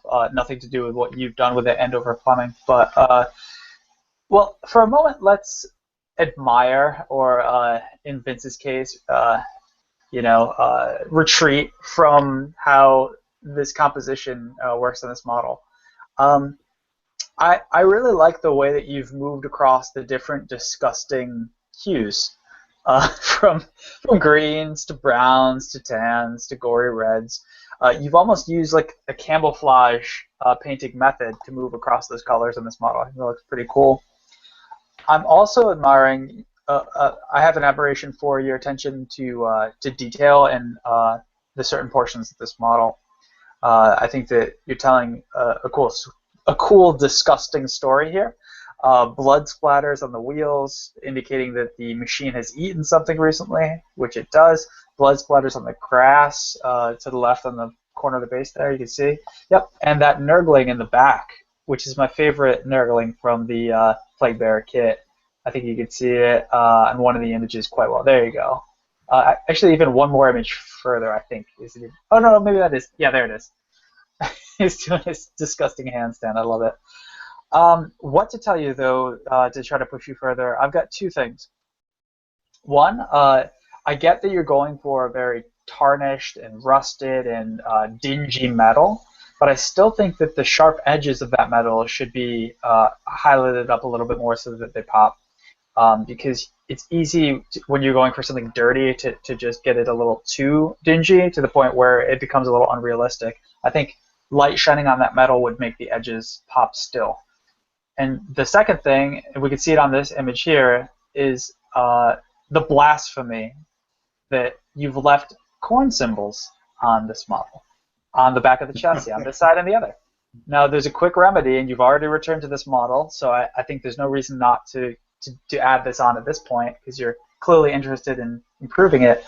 Get 2 regular mundane corn shields and shave off the arm on the back of the Chaos Warrior or whatever, pop those on, paint them in the same metallic scheme that you've got, problem solved. But right now, look at yourself. Just go in the mirror right now in the bathroom and look at yourself and look at what you've done. All right? All right? I have no problem with that. I assume they just are too lazy to pull that thing off of there. That's what I'll say. They just let it rust over. But I'm all right with it. I wanted to give a quick compliment that I love that he has the Plague Bearers wielding the Bloodletters Hell Swords, or Hell Blades, or whatever they are still. Like, he cool. kept them with the Bloodletters weapons. I thought that was very clever. Yeah.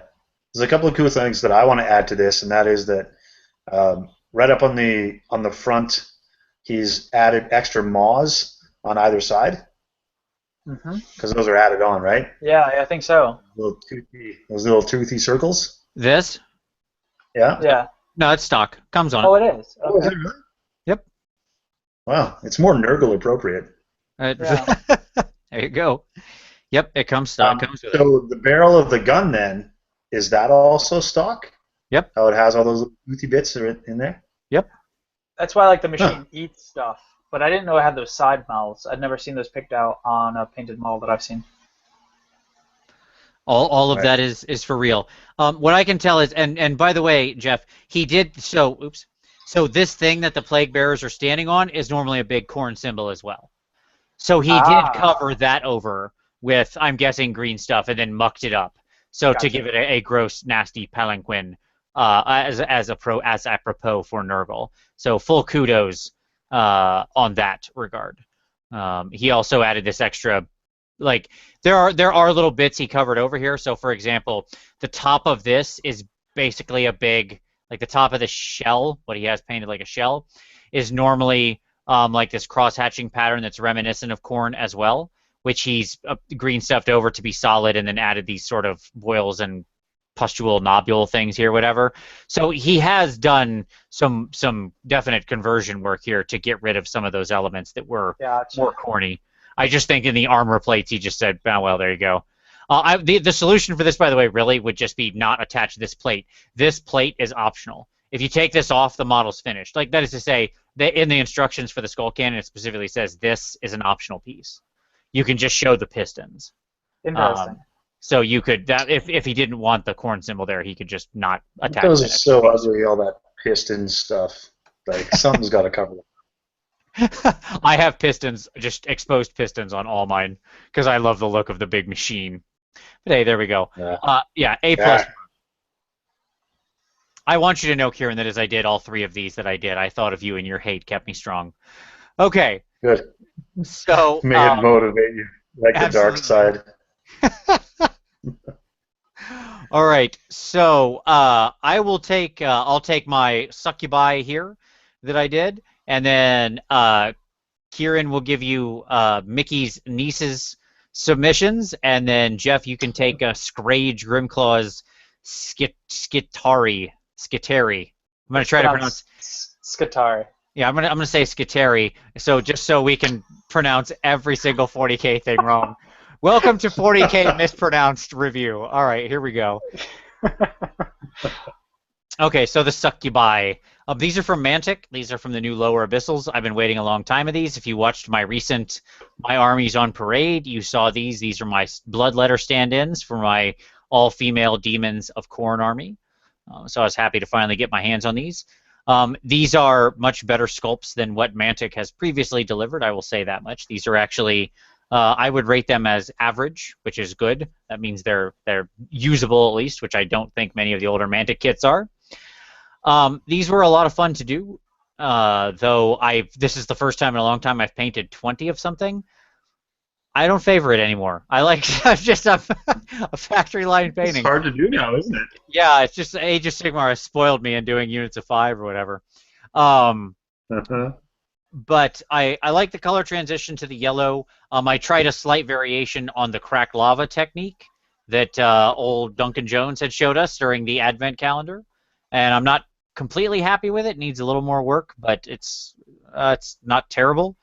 But the yellow is a little too bright. It needs to look more like the yellow is the wrong kind of yellow. It has the wrong texture. It doesn't look like what I want it to look like. So there you go. It's too stark. It needs more orange, less just sudden shift to yellow. Yeah, you want more of like an ochre there? It needs more orange because it's meant to look like an actual hot lava point, right, coming up through the cracks, and that's not what it looks like at all. So hey, lessons learned there. Nice failing. Other than that, this was a fun chance to play around with different freehand. And what I was talking about with the skull, like playing around with that skull that's painted onto the banner, that's just that. That's just pushing around paint in very thin layers for a long time until the skull looked like how I wanted it to look. It's just playing around with drawing a picture of a skull, that kind of thing. I've been trying to experiment with freehand a lot more and push around with it, just push paint around. But overall, I like how these girls came out. They were pretty fun. Any other critiques you gentlemen have for me? I was just gonna say, have you got a tighter shot of the bases itself? Maybe. There you go. Like what I'm keying in on is the flat shale part. I guess at my first instance, I feel that the flat surface, the top surface of that cork that you've broken up, could still probably use a bit of gray touches here and there. Yeah, I went back and forth on that a lot. Absolute smooth obsidian.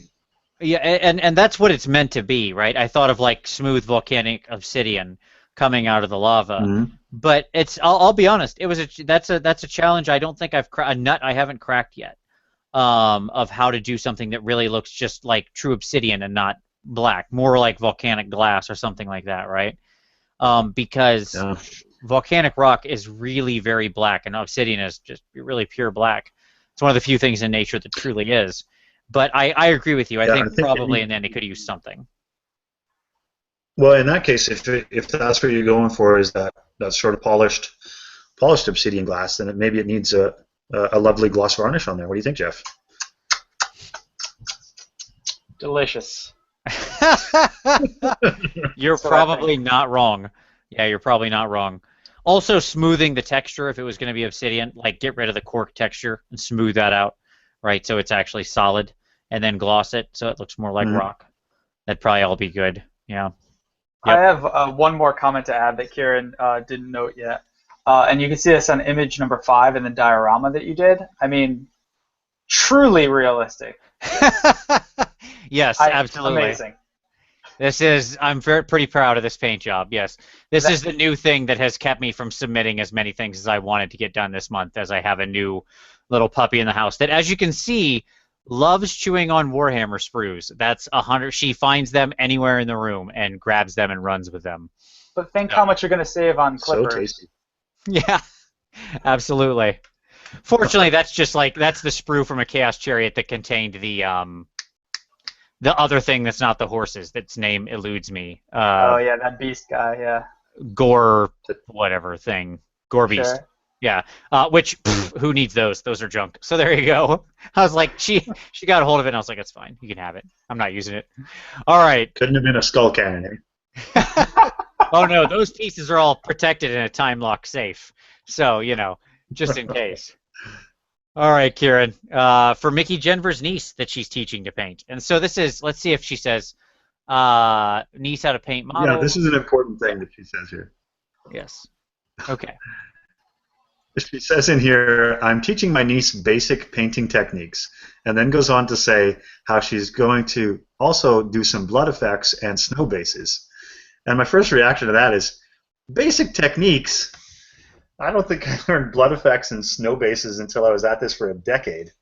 So this young girl is well ahead of the curve, and I am so buoyed by by the future of miniature painting that we have Mickey's niece. I don't think she names her in here. But we also had another young fella, another young 5-year-old or 6-year-old who's been doing submissions to the PmP. Lorek, I think his name is. Am I right about that? Lorcan. Yep. Lorcan. Okay. With obviously wonderful teachers as well, because this is better than just staying within the lines on the coloring book, right? Like, she's got her in there putting models together, winning Golden Demon Awards already. Exactly. And I mean, that's just forecasting for the future for this young girl if she stays with it, because out of the gates, having a mentor like Mickey to take her through her first steps, and to take her beyond that, like, I mean, I hope I'll be alive to see this one win prizes. That's for sure, because it's not going to be long before this young girl wins some prizes in painting. Agreed. We're looking at a future Golden Demon / Crystal Brush owner right there. Absolutely, that's what that is. Yeah. She's got a great teacher. All Absolutely. right, keep at it. Even did some spot highlights on gemstones. Yep, like, absolutely. Come on. Already there. That's Wonderful. Great stuff.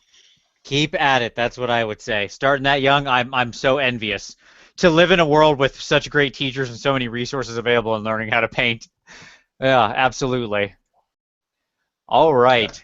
Well done. And way to go, Mickey, for passing on to the next generation. That's good stuff. All right. Jeff, you ready to take Scrages with the Skitteri? Skitterari, yeah. Yeah, so Scrage, I really like what you've done here, and as I've said on some previous PmP shows, I love the Skitteri Rangers. I think that they are an awesome kit.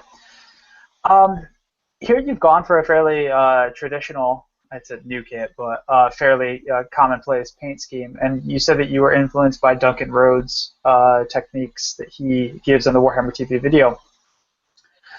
So all that's great. I would say that the way that you've painted these up here, the red does kind of blend a little too closely into the base. That's one thing to consider. That I wonder if you couldn't just very lightly, with a very thin wash, go over it with some kind of brown to bring down the base just a little bit. That's one idea. I like the way that you paletted up the metals, and I love the use of the blue as the glowing plasma-y portions of the model. The one critique I have for you, aside from a couple photography things, so reference the beginning of the show for next month if you can, but the one challenge for painting that I have for you is think about the color application. If you stay right there, Vince, this will be good. So as a unit, this looks quite good with the blue spot color that you've chosen because the blue is scattered all throughout.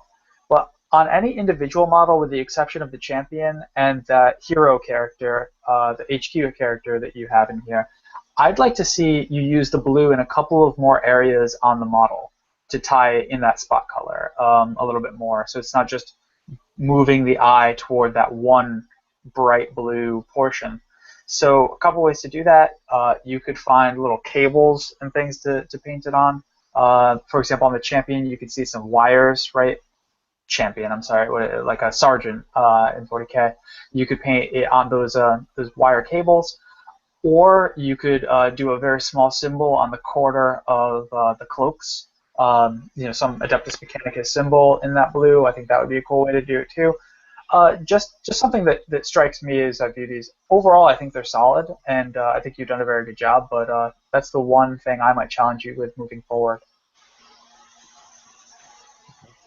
Awesome. Yeah, there's a couple of spots where there's like glowing orbs as well that he's done in green instead. Those might be candidates for doing the blue. Yeah, that way you have one spot color. Green and the blue are both achieving the same sort of effect, but the different colors kind of throws it off a little bit. Now, far be it for me to say paint over the scorpion green with light blue, but it's just something to consider moving forward with the paint schemes. I can suggest that though and still sleep at night. Sure. Okay. I have two quick things. One, black the edge of the bases, the frame of the bases. Again, one of the problems is you have red cloaks going into red top of the base, going into red edge of the base, and that makes it all look. You're creating this flat red line. So if you blacked the edge of those bases, it would create the universe of the figure much more cleanly. That's one thing I'll say. Mm-hmm. The other option is if you wanted to work that blue in, steel reflects blue because there's blue sky above them, or could be. I don't know. It could be red because they could be on Mars. But like you can work blue into steel very believably through light glazes and stuff like that. So you could always have that. It kind of tends to rest in between the highest highlight and the mid-tone is where you stick your blue. So you could a very thin glaze of that blue could work into the steel, and that could also help carry it through. A bit of a tricky technique to nail, but I would recommend like the intensity blue or the my real recommendation would be the Badger Minotaur Ghost Tint Plasma Fluid. Nothing looks better on steel than a little plasma fluid. All right. Okay, moving on. So I'll take Matthias Schaefer's Dreadfleet boats. Kieran, if you want to take all of Bloop's work here, and then Jeff, if you want to take Tom Stevens' sweet jabba slice. All right. Sounds good. All right. So Dreadfleet boats, I hope that's what these are. Yeah, so two very different boats. I like very much what you've done with these guys. They look great. These are very, these aren't big things. But I like how you've brought them together. I think the ghost ship looks particularly good. You've got some very dark darks down in here. You've got some very light lights up top. That's great. Honestly, you've done a very good application of the ghosty effect here, and your waves and such also look very nice, especially against this wonderful little matte sea backdrop or fat matte or whatever it is that you've done here. I think that looks great. I like the very dark shadows in your water on your ghost boat. Compared to over here where we've got the, I assume, dwarven ship. I will admit openly I know nothing about this game, but I assume this is dwarven. And you've done the green color with the steel and the gold, which I always think looks fantastic. So I like your color choice here. Your application's very clean. I think the one thing I would have loved to see here with this one is I would have liked to see some more tonal variation in the actual steel, especially steel that's meant to be cutting through water. Like this boat is on the water. There is no more corrosive substance in the world than salt water brushing up against steel. So like this, I'm not saying, by the way, you've got to go out, Matthias, and just go insane with weathering this thing. That might be a bit much, although you could go that direction. I would have loved to see a little more shading, a little more sign that the water has touched this boat, that this thing has ever gotten near a wave. The steel looks a little too flat for my tastes. Yeah, there you go. That would be my critique on that one. I like your wave crests here as well. I might hit some of these white edges with just a little bit of a blue glaze in some points to kind of bring them back down and make it a little more even. Your lines are a little hard, but overall, though, I like the effect very much. Yeah, so to your point here, Vince, really quickly, notice the mat that you're playing this on, and that's actually the cloth that comes with the Dreadfleet box, Vince. Okay, cool. Yep, so this is all from the same set. And notice how the waves work there. We can imagine that those waves are cresting too, and as Vince suggests, those look like they still have very much a blue tint to them. So going back over this with a blue wash or a blue glaze would achieve the same effect that it has on the map. But overall, I think you've done a very good job of matching the colors. I think that blends in very nicely with the bases, and I think that's really, really good work. Yep, agreed. Alrighty, Kieran, bleep bloops. I'm gonna start on this one since this has both the ghosts and the Garden of Moor building. Yeah, absolutely. So again, you guys are blessing me with guys that I'm a fan of. So it's easy for me to talk about this in a complimentary way. What is attractive about this and unique is that he has started very, very dark in his ghostly spectral stuff. Because we've seen a lot of this over the last few months, people doing ghosts, whether that be on here or the coven throne or various other things swirling around the gash and elsewhere. But he stayed very, very dark, but he's still giving them a color. So it's not going black to white like we saw on John's Banshee earlier. He is still staying into that greenish neighborhood with his color tone and gone all the way, but reserved it only for the faces and fingertips has he gone all the way to white. So that gives us a very, very sharp shift in motion here and gives these models the depth that they really deserve to have, because there is a lot of motion on these models and there is a lot of depth to them that overhangs even bigger than the base that they're on. So that's all super complimentary to him there. The one thing that we see in here, and we'll see on the mausoleum as well, is that he has a bit of a different style than most folks on doing skeletal bone. He leaves in a little bit of a reddish tint almost to that bone color instead of it just leaving it ivory or brown, which I think is a unique way of doing it. If we can remember back a few months, he did a zombie dragon, wasn't it? Terrorgeist, yeah. Within his bone color, he had some red tone in there. So let's shift over and look at the mausoleum here for a second. So this is very clean and tidy, but again going and showing us a good contrast of dark and working up to light, including on the stones as well, and kept it into the green camp, right? Rather than just flat neutral color. There is some greenish tone to all this stonework, and there is some warmth to contrast the cold in the rooftops as well. So composition-wise, I kind of like that, because when we go to the turf surrounding this, and it's all sort of ruddy brown turf, that complements and sort of frames the cold mausoleum within this warm roof that looks like, you know, it's hearthy, and the groundwork that's going on around. So that's framed really well. We're going to go back to something we've talked about a couple times in the show already, and that is, let's get this stone a little bit dirty as well. It's too tidy. He's got a couple of spots on this side of the mausoleum where there's actually some mess that is sculpted into it, but on the other side of it, and the other three sides, that's just because those are open graves and we're having some dirt show through. But there should be some dirt coming up the side of these walls and on the paving stones where feet have trudged. So I guess that's my one thing that I would add to a model that really just deserves almost entirely compliments. Agreed. Fantastic work, and I agree with your thing. I would like to give him one small compliment for having the flock stuck down into the, or you know, the Tufts. Thank you. Yes, the tufts stuck down into the cracks to look like it's grass busting through. Nice little touch there. I appreciate that.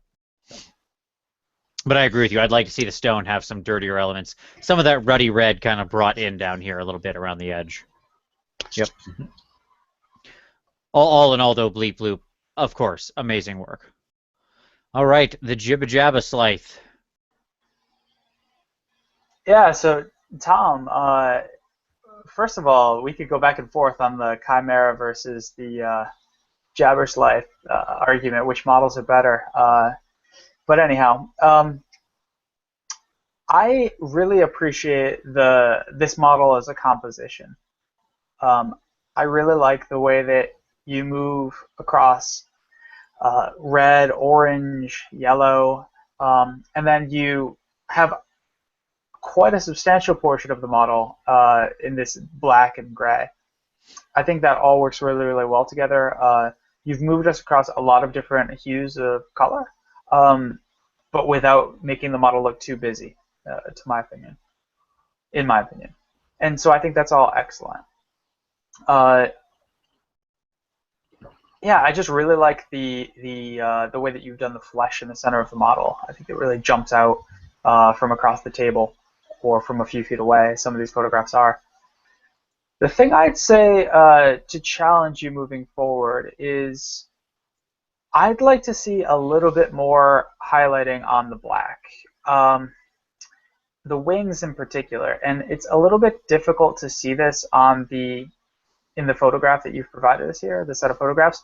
I'd really like to see what you would do, what this model would look like in a light box, as Kieran explained at the beginning of the video today. But yeah, see in the upper left-hand corner, that looks pretty good with the wings. So it could just be the camera photographs, but perhaps you could go up a little bit lighter on the highlighting for the fur and the wings.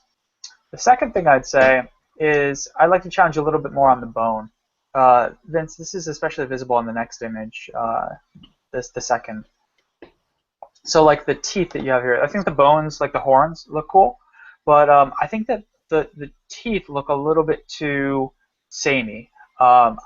I'd like to see you do some line striations going from top to bottom, or at the very least, starting at a darker brown at the bottom and working your way up to the highlight as it gets polished, as it gets closer where the teeth do more and more grinding.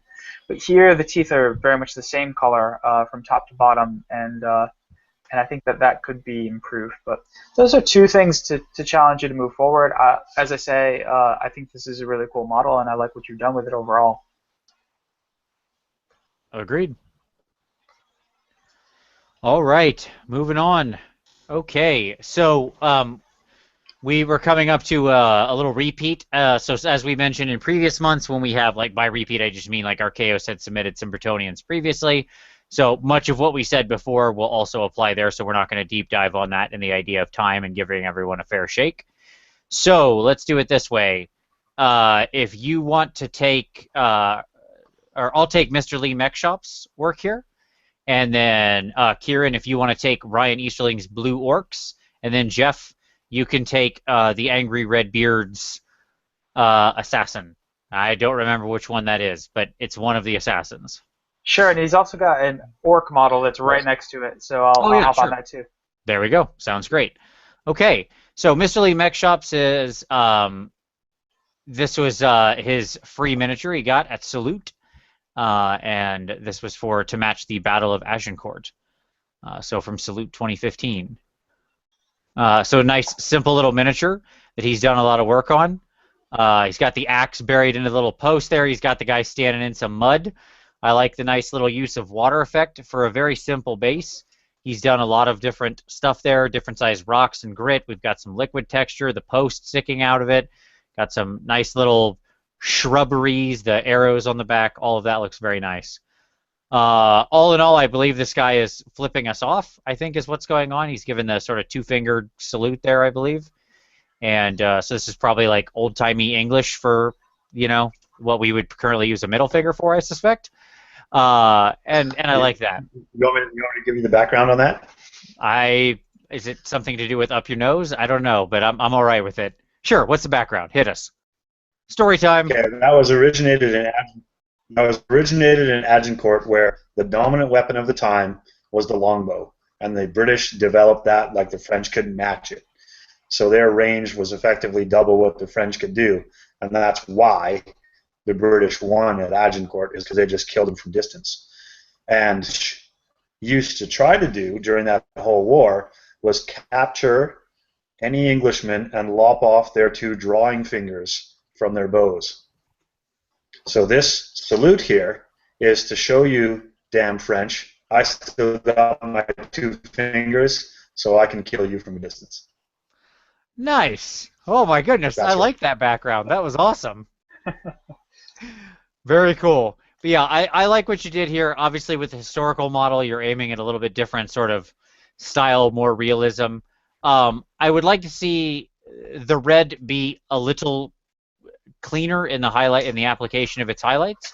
That is to say, I understand this is supposed to be a dirty, English peasant bowman type of guy. But that is to say, but all in all, I would say I really do like this. Maybe a little red, little green, like slightly more variation, but it really is slight. I think overall you did a great job with this. There you go. Okay. Great job, Mr. Lee. All right, the orcs. Good character in that model. There is. Yes, these orcs. Okay, so Ryan, what I want to talk about in here is a fine example of a guy who's experimenting with doing a little bit of freehand. So you've picked a simple gesture to put onto your banner and a few checks along the side there. So before we move on and talk about the rest of the models, let's talk about how you can take that next level. And that would simply be framing these checkers that you have here. So if you want to take white and frame two edges, for example, you know, the top and left edge of each of these squares, then you can sharpen that up, and you can do something similar within your maw that you're depicting there. If you take your brighter color and just do a little bit of framing on there, thin line, brush control is going to be important here, but all you're really doing is tracing edges now that you've already laid down the groundworks. So that's certainly within reach, and will make a difference in that banner model and its boldness. Looking at the rest of the snapshots, let's first compliment the guy for going Smurf color on orcs, because that's a good bold choice, and I think I like it. But I think that also there's a little bit of a flattening of color going on with the photography here. But even still, I think that all across the board, on the leather, on the skin, on the teeth and the bone, I think that I would challenge you to do one more highlight level on each and every one of these things. Nothing fancy, nothing that's without of your scope and reach of I have confidence that you're going to be able to do it. But yeah, that's all I think that these guys need to bring them to next level good. Agreed. Anything else you see in there, guys? I think you nailed it exactly. That would be a perfect next step. And I agree. These guys are definitely more than 3 apples high. So, you know, they're much scarier Smurfs. Yeah, I wonder what mushroom houses they live in. Probably there is an alignment. You know, the mushrooms. Yeah, I agree. All right. Okay, Jeff, you want to take both of the angry Redbeards, his assassin, and some more orcs? Yeah, a little savage orc. Cool. So the angry Redbeard was excited to have found a light box at work to use. I still think you want to do a little bit more to tweak the way you're using that light box and work on the photographs a little bit more, but this is night and day from where you were in previous months, so kudos for the superior photos this time, Angry Redbeard. So I'd like to say about both of these models, both the Calidus Assassin and the Savage Orc that you've got in the other image, you've stuck to what are fairly classic paint schemes. Here you're pretty much repeating the color scheme out of the White Dwarf magazine or the box art for the game, Assassinorum Execution Force. And I think that you've done a really cool, a really good job with these. I think that these colors work well across the entire model. Same with the Savage Orc. You know, your bright green, your complementary red, and neutral colors of bone and brown. My critique to you for both these models is the same. I'd like to see a little bit more highlighting. It's actually similar to what Kieran was just saying about the blue orcs that we just saw. I think you could go a little bit sharper with your highlight, a little bit lighter on the black leather armor, or excuse me, black leather skin suit that you've got here. The kneecaps, the elbows, the knuckles, things like that, all of those could use one very, very thin highlight that brings it up a little bit lighter. Kind of like you've done on the green here. So if you look at the plasma from that pistol and the green tips on the sword, that shows the color variation that I think you should use across the entire model. And very briefly on the Savage Orc, this is best seen on the stone axe. So right there, yeah, sticking on any of these images really, but image 1 shows it the best, I think. Or there, image 5 is good. So there on the corners, I think that you really need to go up 1 or even 2 more levels of gray, because the sharp edges should really catch the light and make it pop. Just try it, push it a little bit further, and see what it looks like. sometimes it's tempting to not highlight it up as much because you think it'll be too garish, but get to that point and then you can always pull it back. But don't stop yourself short of actually trying that, because I think you'll be very pleased with the result.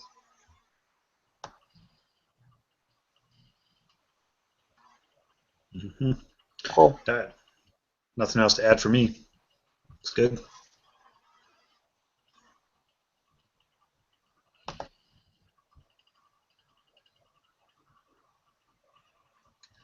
Vince, you've gone away from audio if you're talking right now.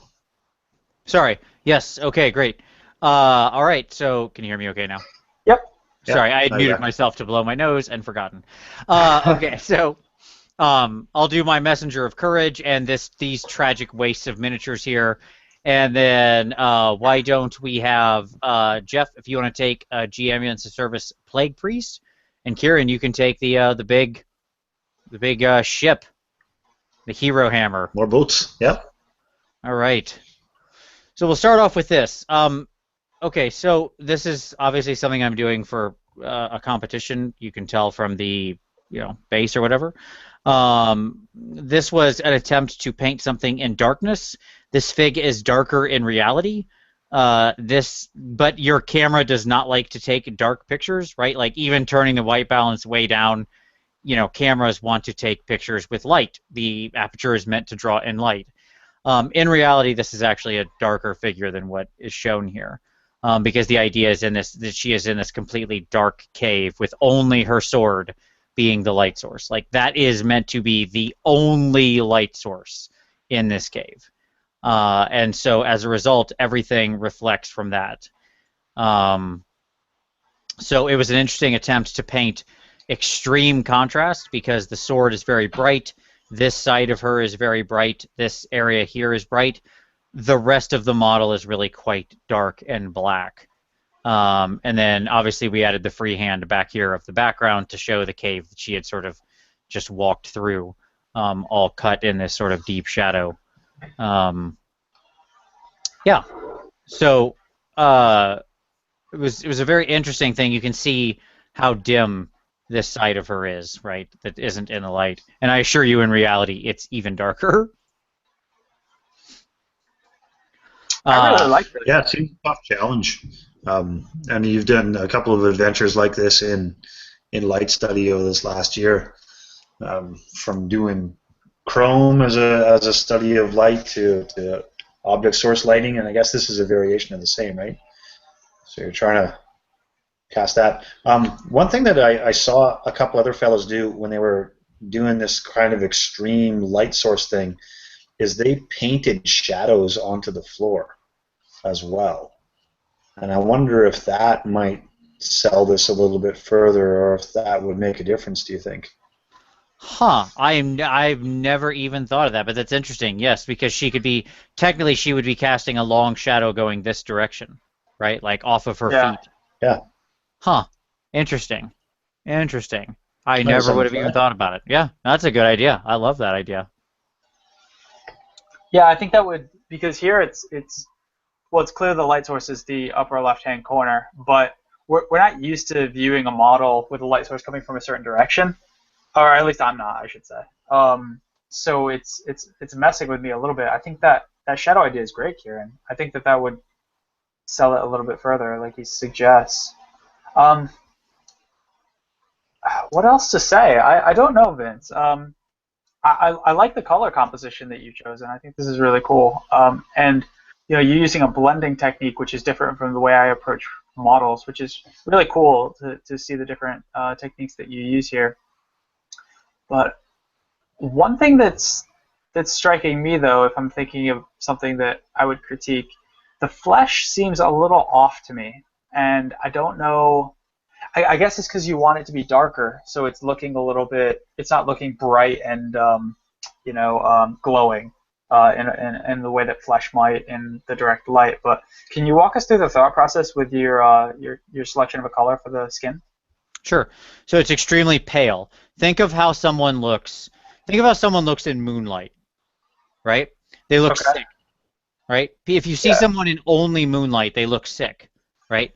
I think of some knights in white satin, right? red is gray and yellow white, that kind of thing. Yeah. Right. The idea being that those kind of pale, her sword is this pale blue, right? So, and that's the only source of light. So it's going to knock the color out, and all the shadows are going to be very cold. So all of the shadows here are done in cold light. So that means blues and purples, right? No reds in the shadows of her skin. Mhm. As a result of that, that's giving that sort of very strange pale tone. So everything is either extremely pale skin, where it's being hit by this bright white blue light, or it's this very cold blue immediately, turning that pale flesh dark in shadow, right? Okay. I wonder if purple would be better in there on your shadow side, like if that was a tone in your flesh. Yes, it absolutely is. Yeah. I don't So know like, how to do it. Because I'm theorying here, really, admittedly. if we kind of like, it's tough to see because of the way this cut the color, but there are purple tones worked into like the very deep shadows on this side of the flesh. Okay. The Yeah. light of this is So somewhat screwing with it, but yes, I agree. And yeah, there's purple and then light blue worked into the cold color tones. Okay. I've got one more thought if we're Yeah, thinking that's a about. great way to do. Yeah, Hit me. Yeah. I've got one more thought if we're thinking about how this would look if we're playing with the effect of the light coming from almost like where her sword is, that Yes. angle. So you've used the same foliage in the front as you have in the back. As you progress from her boot further into the cave, one would think it would get slightly darker as you go back. Is that how that would work? So if you flip that next image, which shows the side. Yeah, you're saying There you this go, like back this. here should be darker than this, or this. Yeah, slightly, which would again draw the attention to like the light being in that one area and it getting darker as you move toward the back. So like the stones that you got in the pool, in the back pool, should be darker than the ones in the front pool, Yeah. and so on.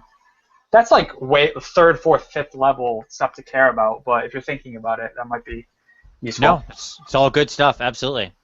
You got to think about everything when you're trying to win a competition. So yeah, no, I agree. It's good thoughts. I think it looks cool overall. It's a really cool idea. I've never done anything like this. So there you go. Yeah. Well. Yeah. Kudos for keeping on challenging yourself, man. You gotta always push it, my friend. Absolutely. All right. Yeah. See, my challenge is just to post pictures to this PmP. Yeah, exactly. Challenge yourself, Jeff. I'm gonna.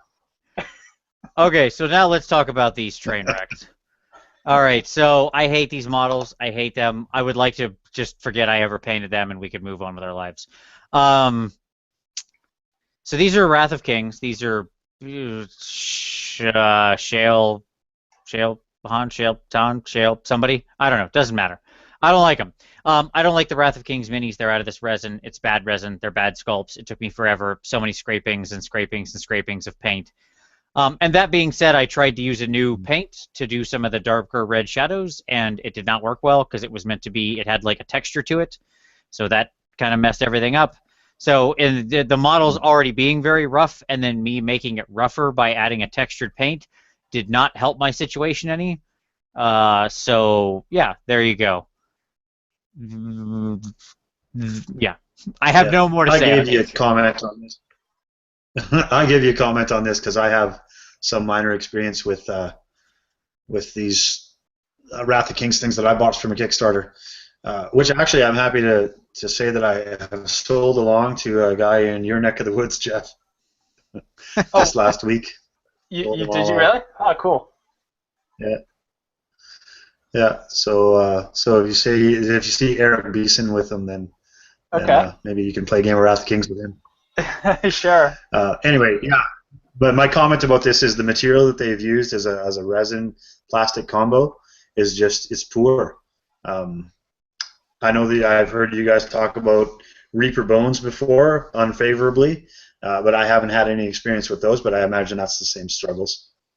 Yep. It's very much like a fine cast material, this stuff. Like, it's a slightly different fine cast. And it's just not a pleasure to work with at all. Yep. So there you go. But hey, whatever. All right. Moving on. We've already wasted too much time on those awful models that I did not do any great service to. I fault my own painting as much. But when you're going along and you know it's not going to turn out well, it's hard to just be like, yeah, let me really put some time in here. I was like, slapped it done, get it done. All Hard to right. care. Yeah. All right. The Plague Priest.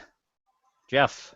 Yeah, so G Ambulance. I really like this model. I think that you've done a really good job to paint a model that looks dark, uh, nurgly, pestilency, if that's a word, but at the same time highlighted up fully. And my favorite part of the entire model is the flesh, the face, and the hands. I think that those look really, really cool. You show a great amount of depth from the recesses all the way up to the cheekbones and the ears and so on. Really cool stuff.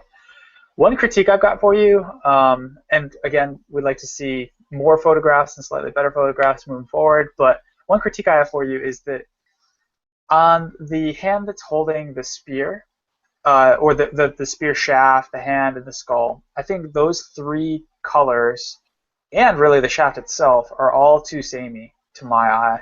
Obviously, you can't change the skin color because that's throughout the entire model. But why not go with that bluish, turquoisey color that you've done on the rock, the warpstone above his head? Why not use that color as a tie-in on the wrappings around the haft of the spear? I think that might do enough to break it up. But right now, when I look over at that portion of the model, it looks like one area that's all the same, but is actually three different parts, and it messes with the aesthetics of it a little bit, I think. But overall, cool paint job, really cool paint scheme. Actually, thinking about stealing some of this for the ogre project that I'm starting to work on, because this might be a direction I go in with the paint scheme. I don't know, but I like what you've done here quite a bit, so good work. Agreed. We need a non-fuzzy picture. That's what we need. Great work. Yeah, imagine if you got a sharper picture of that. That'd be great. Yep. Yeah. Would be. All right. Kieran. Should we talk about boats now? Talk about boats. Talk about boats. All right. So, an extension of his other stuff. I have two quick things to say about this, and the scale of the model might make this more challenging, but I'll say it anyway. And that is, we need to get a bit of a color to frame all of this gold business that's going on in the sails. I know it's a really sharp thing. It's embossed on the model, so it's raised up above the sail, and that's why you're able to pick it out sharply. But it probably needs a bit of an ink wash to differentiate that and sharpen the edging of all of these things that are going on in the sails. And because you've chosen a teal background, I might actually offer that you could probably do that with, again, I'm going to go to the Games Workshop shades here for a second. I think it's called Drakenhof Nightshade. If you were to thin that out and use that as a wash to put over this gold and let it just kind of touch around the edging of it so that you get a sharp differentiation between your teal and the gold. I think that's the color choice that might work the best. And then I would also say that you could probably do something similar on the hero hammer that's at the prow of this ship as well, and do another wash on there to sharpen that just a touch more. You know, again, I'm nitpicking here because this is a smallish model, and it might be tough to do, but I guess that's my challenge for you, Matthias. Over here. A fun aside, I think I like this wreck that he's got in the frame here, and has touched it with some ghostly green color as it's going down, smashed into the rocks. And then I want to wrap up again something we said before about how you've done a real good matching of the waves on the bases of these models with the ground map that it comes on. That's very cool. Agreed. There you go. That's what I'd say about that. Boats ahoy. Boats ahoy, indeed. Okay. Let's move on. Yeah, we're about halfway through the month here of many great submissions. Yes. So, all right. So I'll take John Crayer's monochromatic. We had commented on skeleton flowers before, and actually, you know what? I'll tell you what. Kieran? Why don't you take John Crayer's monochromatic? Skeleton. We'll show it for a second, but then we'll move on. It's much the same. His first member of the Crossroads 7, which is a great kit. And then, so Kieran, you take the monochrome. I'll show Skeleton's thing a little bit because we want to give it its due. It's great work, but his comments are going to be much the same. And then, Jeff, if you want to take Merkforge's wonderful goblins here, and then I'll go to the Ten Thunders crew that I did. All right. Sounds good. Let's kick it off. The monochrome. Okay. Well, this is quite an interesting challenge here, I think. It probably poses some of the similar challenges that we were talking about with your cave-dwelling model. But I think that what this really lacks is a light source, right? So choosing where a light source is coming from will help define where more heavily the white needs to lie versus the shadows.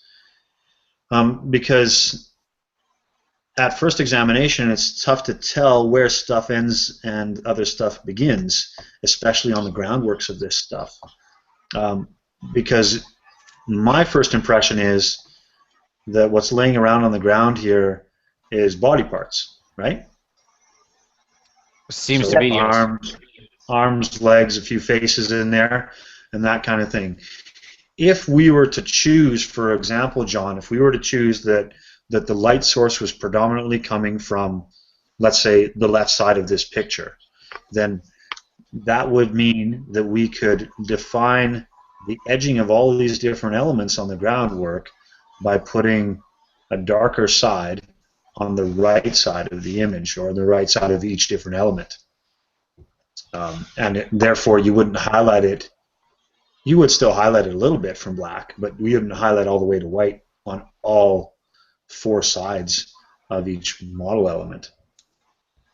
So if you were to do this again, and I'm curious about the process actually, honestly, to try it. If you were to do it again, and if I was to do this the first time, I think that's the way that I would approach it. Yeah, I want to give a quick... Have you guys, so aside from the one you talked about, have you tried this, Jeff? Anything like it? Never. Nothing like it at all. Yeah, full kudos to John for it, and I want to talk about one piece of advice that John himself mentions in the comment on the side of this page that I think is very cool. Anybody who's interested in a very monochromatic or dull, low color scheme, right, where you're in a position of sort of muted light or monochromatic light, paint a model fully, or take any of your existing painted models, photograph them as normal, switch it to black and white. Okay, like most any camera photo program you have has a filter that will turn it black and white. Look at what stays white, what the camera reads as white, what the camera reads as black, and what the camera reads as shades of gray. Okay? And that's like, if to me the issue here is we don't have enough deep shades of gray. Yeah, okay. And that's where you'll, like, if you did that experiment, which John himself mentioned, so full credit to John for mentioning this, and I've heard other people talk about this, of ways to get into monochromatic painting. Just studying your own work, or just grab pictures off the internet of really well painted models, put them through a filter and turn them black and white. Again, it's like any photo pixeler can do it. It'll really be illuminating to where the color variations fall.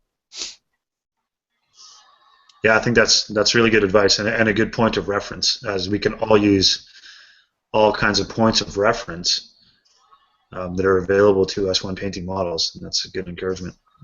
Yep. All right, we'll take a quick detour through Skeleton Flower here, which, again, just fantastic work. The green skin tone, an excellent, excellent example of his style coming to life from the deep greens up to the bright whites. So, wonderful work. All right. Yeah, still a fan. Absolutely. We remain ever on Team Skeleton Flower. All right. Merkforge's finished Goblin unit here. All right, go for it.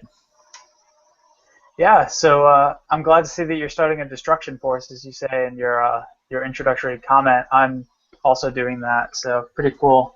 I'd like to see what you produce moving forward. Uh, this Night Goblin unit looks really nice. I especially like your attention to detail throughout these figures. The snow bases look really nice. You've even got snow inside some of the tufts to suggest that it's a newly thawed area that's just starting to melt. You've got the bottom, if you flip a little bit further, I think image 3 shows this probably better, 2 maybe, yeah, 2 or 3, either one. Here you've got a lot of attention to detail. So the bottom lip on these goblins is painted with a red highlighted up to pink. The noses are ruddy, which is, indicates the drunken, raw noses of a goblin. All that's really awesome. What can I say? So for challenges moving forward, I think you could do one more highlight on the gray, or rather on the black. So one more gray highlight on the edges of the cloth.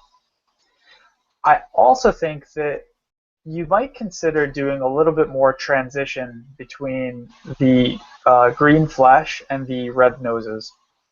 So here I think that you go straight from green flesh to red nose. See that guy in the back in the right-hand corner? Yeah, right back there. Yeah, see right there? That area right in the middle, right between where the nose hits the face, I think that you want more brown there. You can do this simply by mixing whatever green color is your base coat with whatever red color is your base coat for the nose. When you mix opposite colors on the color spectrum, it blends them together pretty perfectly. So that's a perfect way to transition from one to the other if you're using opposite ends of the color wheel. So that's a piece of advice you might consider moving forward. Otherwise, I think that really, really cool stuff. You might consider paying a little bit more attention to mold life removal going forward if that's something that you're interested in. I tend to do it very extensively on all my models. People have different tolerances for that amount of fiddly stuff, but there are a couple of prominent ones that jump out to my eyes here, so you might want to consider that moving forward. But overall, really cool stuff. I'm excited to see what the rest of the force looks like as you continue. Really impressive. Agreed. I just want to take a moment to compliment his choice of the ghostly blue for the moons and everything. I think that's a wonderful color that pops against his other color choices. Yeah, and it ties in the snow really nicely too. Exactly. It's great. Okay. Okay, so I actually added a figure to this since I took this, but I haven't posted it yet. But this is my upcoming competition crew as well as my spring skirmish challenge, the beginnings of it this is Misaki's crew, the 10 Thunders. And yeah, so Misaki to Orion or whatever, Shang and Torakagi. These guys were a lot of fun to do, like the very different bases and stuff like that. Obviously a huge amount of freehand and just attention to detail and smooth blends was the name of the game here. Just on and on and on and on and on and on a lot.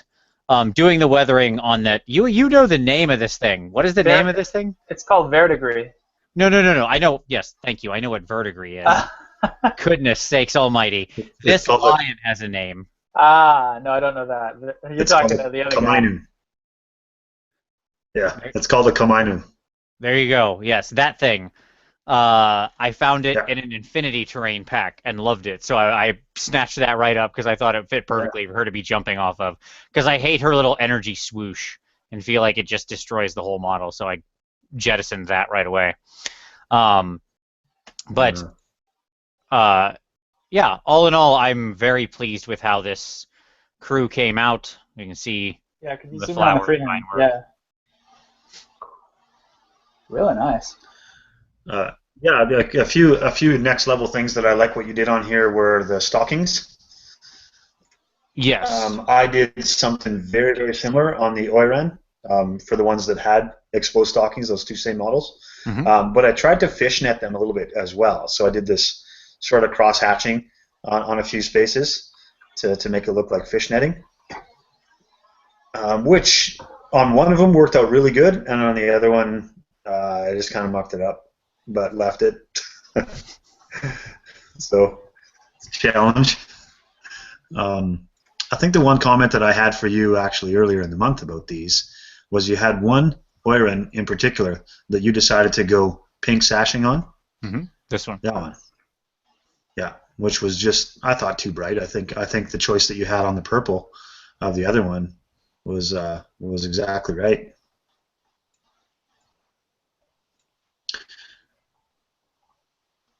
Yeah, I agree with your feedback. I actually took that down a little bit. So I wanted to stay kind of pink, but I brought it a little more in line purple tone wise. So I agree. I like these overall. One super nitpicky thing that you just want to make sure you attend to before you present them. Make sure you go back over the bottom lips of the bases and just clean it up a little bit, because it looks like some of it's worn off the black. And some of the bottom lips, but you're probably going to do that anyways. Just a little side note thing. No, you're absolutely correct. I noticed that actually yesterday as I was like placing them on their sort of transportation base. I noticed that had somehow that didn't take. So yes, you're absolutely right on that. Yeah, whenever you do like a competition thing, you get there and you're like, oh my God, there's one little stupid thing that you know a judge is going to be like, this kind of ruins the effect. Yep. You know, so. Absolutely. But overall, really cool. Again, like you've done this for a long time now, but I really like how you tied in the foliage with the color scheme of the warband. I think that looks really cool. I'll take a quick moment here to let me jump to the Torakagi. So remember what I said about blue worked in the steel? Mm-hmm. Yeah. There you go. See, that's not a reflection. That's blue in the steel, right? All of his steel has, you can see on his face mask, that like slight hint of the blue. And here on the ball, where it's like reflecting the sky or whatever, right? In between the highlight and the midtone. Vince, that looks right. That looks really cool. I've got one more question for you before we move on. Sure. When you paint these showpiece models, do you paint them, you pick your colors, and then you pick basing to match? Yes. Or how do you do it? Okay. Here's one thing I want to challenge you with moving forward that I think you should try. Try it one time with one model and see how it works. Okay. Pick out the basing first. And I know that's crazy counterintuitive, but pick out the basing and match the colors exactly to the foliage. And then use that as your color palette and work off of that as you add neutrals. And see how that works, because one thing that looks really cool is you tend to match the foliage, but usually it's a little bit slightly different of a hue. And I wonder if that messes with the overall effect. So I'm thinking if you're trying to do like a crystal brush thing, where you're like, way next level, that attention to the hues might make a difference in the eyes of some of the judges. So I don't know, give it a try at some point if you can, and see if that works. That's a good idea. The other way to go on that, by the way, is like you're not wrong. This is not me disagreeing with you. Like if you see the flowers on her. Yeah. Those are painted with the blue that she is. Oh, you went back and added it. Yes. Oh, okay. So I actually repainted the flowers. That's even smarter. Okay. So yeah. That's not me disagreeing with you. And her color scheme was picked based on and I thought, well, this thing's going to be heavily weathered. How do I make the teal work across the whole unit, right? Because everything has to blend. Like as a unit, they have to work in color. So I agree with you. I'm just that's just me saying yes. I absolutely agree. And an interesting way to do it. 100%. Cool. All right. Mm. Good feedback though. Good option. So I will think about that. It's gonna be tough to match. All right. Because it's tough to get those exactly lined up. Yeah. All right. So we've got some more Bretonians from Archaeos. So we'll do the same thing. We'll look at them. Got some more orcs from Ryan. We'll get to all. We'll just stop on those for a briefest moment because we have already covered a lot of the feedback. How about or Jeff? Why don't you kick us off this time with the Gonks Beastman here, and then we can all marvel at Victor's Celestant Prime together. We'll move through Archaeos and Ryan's stuff, and then I'll talk about my Shaggy the Shaggoth, and then Kieran, we can go up here to Chubby Source for you. Does that work okay? Sounds good. Give it a donk. All right, yes, the gonk is all yours. I want the gonk.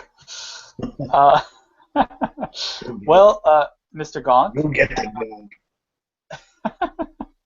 gonk. Okay, yeah. So cool looking Beastman standard bearer here. I guess this is a BSB, but I'm not 100% sure. It could be a Bestigor standard. I'm not sure.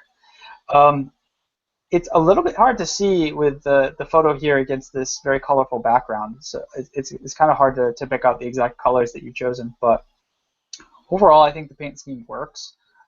You've got blue, maroon, and a series of neutral colors. And then you've got a very neutral base. Couple things that I might encourage you to do as you think about what you could do moving forward with your painting. One, something we say often, I would do a black lip around the edge of the base. I think that frames it nicely. Two, I think you could highlight up that blue and the maroon a little bit more. Probably one highlight on each of those would do you nicely. And three is, I think you could use a little bit more depth to your flesh. Here you're trying to do a bronze sort of flesh on your Beastman, and that's a cool decision. But I think you could highlight up the knuckles and the elbow a little bit more to really make that flesh pop. But overall, looking pretty good. I'd like to see a sharper photo next time with a cleaner background. But cool looking model overall. Agreed. You nailed everything I was going to say. All right, now let us all oogle and ogle at Victor, Celeste, and Prime together. All right, here we go. Ogle. Yes. Yeah, I mean, I'm not going to critique this because he has like 10 or 12 painting tutorials on doing every single element of this model. It's quite an epic undertaking, isn't it? Like, I mean, I know that you went and designed your own, Vince, and I know a couple of other guys that have launched into this model as well.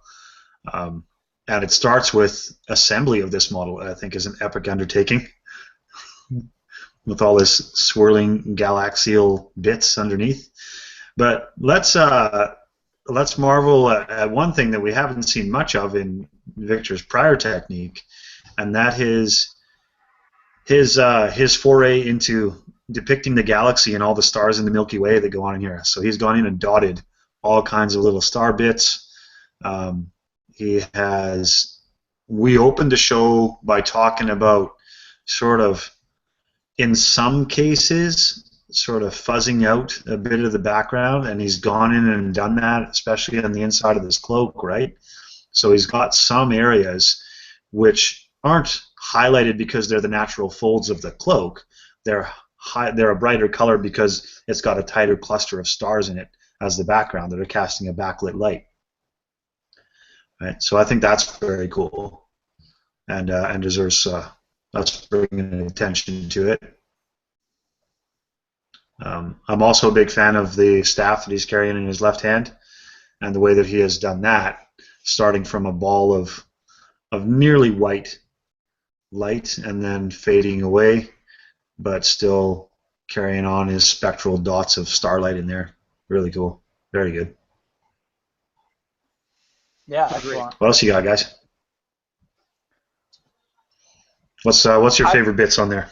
I would just say that he's done a very impressive job of using all of these different colors but not making it look too busy. And I can't put my finger on exactly how he's accomplished it, but if someone told me, hey, I'm going to paint a model and it's going to have gold and it's going to have like a minty green and it's going to have purple and maroon and blue, I would think that was way too much, and I'd tell them to cut out 3 of those colors. But somehow it all works together. I don't quite get it, but it's good work, Victor. You found the sweet spot. Yeah, he's done a good job of keeping everything in balance here. Just having lots of points scattered around of the same greens and teals, right? They're the same greens that exist up in the wings also exist down here. The same blues that exist up in the night also exist down here, all throughout that. He's spread it all out.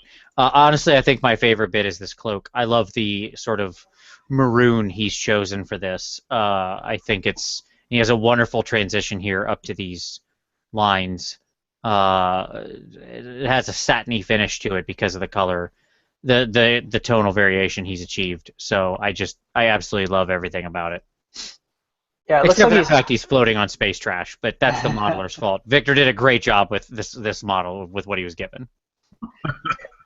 Yeah, it looks like he's highlighted up the Yeah, he did. maroon with. Oops, sorry, go ahead, Kieran. No, I was just fitting in a nonsense comment. You carry on. There's something more intelligent. No, I was just gonna say that I think that he's highlighted up the maroon with gray, which is a really cool choice. It looks like he's gone all the way up to maybe also like a pallid witch flesh, which is like an off-white / gray, and I think that it really has a great effect. Agreed. Wonderful work. Okay, Archaeos with some more Bretonians, like we saw previously. Looking great. Very earthy, these folks, his archers. He's done a nice job with the cracked earth on the bases and things like that. Look good. Well done. Continuing on that I very much like the hot coals, too. He did a nice touch with those, having the hottest parts down beneath. Looks great. Yeah, he did that properly, which many folks don't. Yes. And then Ryan Easterling with some more orcs. This time a big old chariot. And I think the same thing we said previously does apply again. I'd like to see, some more highlights. I'd like to see more variation in the wood. On the boars especially, those are natural creatures. They shouldn't be completely, they should not be uniform at all. They should have all sorts of different colors worked into their fur. Different blacks and browns and whites and ivories and stuff like that, sort of modeled throughout, as natural creatures have a lot of variation in fur color. But very nice. Yeah, I would just say again, in Ryan's case, I think it's just a matter of 1 or 2 more passes with that next level of highlight color. Yep. On all things, like skin, wood, fur, on every point. Mm-hmm. Sure. All right. Shaggy the Shagoth. After doing a bunch of display stuff, I needed something to cleanse, or competition stuff, I needed something to cleanse my palate, and what better than 20 pounds of raw steel, because that's how much this freaking model weighs when he's metal. You could kill a man with him. I remember having a bet with somebody as to what weighed more, this Shagoth or the original all-metal steam tank. I have Turns one of out those the steam too. tank, we weighed him. We weighed him, and the steam tank wins still. Is that steam tank with the engineer or without? The one we weighed was without even. Oh, wow. Oh. So yeah, this guy was a lot of dense. fun. That's dense, thick stuff. Indeed. This guy was a lot of fun. I love the Shagoth model. I've wanted one for a long time, and I was happy to get him. I think the thing I'm most happy with on him, I like how his skin came out. I think that was good. Worked in some warm shadow here with the reds, the ruddiness in the musculature. His axe, I think, came out pretty decent. But I think the thing I'm most happy with on him is these scales. Yeah. This sort of purple scale effect looks very gleaming, and so I'm happy with how that. I'm happy with the transition that I achieved there. Things I'm less happy with are like whatever the hell these little things are that are clinging onto his hair. I didn't even know. I didn't even notice they existed until I did the hair, and I was like, "What the hell are these things?" Vince, that is a lie. You've held my Shagoth in your hand, and I painted those scorpion green, obviously. You must have seen them. You just weren't paying attention. I was not. You had every opportunity to know what you were getting into. I did not catch the weird little people hanging into his hair. Is it fungus up there? Is that what that is? I think they're little like sprites or something. Or sprites. I don't know. I don't know either. They actually look like little Shagoths, so it could be, miniature versions of him. I don't know. Could be. Maybe that's where he keeps his kids. I certainly welcome any feedback, but I don't want to dawdle on my models. We have plenty of other people to look at. So I just say quickly, Vince, that I think one thing that works really well is that you've got the yellow right next to the purple, which you've used for the talons and the scales. And so those being opposites on the color wheel, I think that really works well. But you've done almost like a pastel thing with him here, which ties in really well also with the minty color. So I think it came out really well. All right. Well, thank you. Yeah, I like how he came out. That's all that turquoise ink from P3, which is one of my favorite colors ever in the universe. There you go. Sure. Okay. All right, and finally, Chubby Sore with the Skull Reapers. Okay.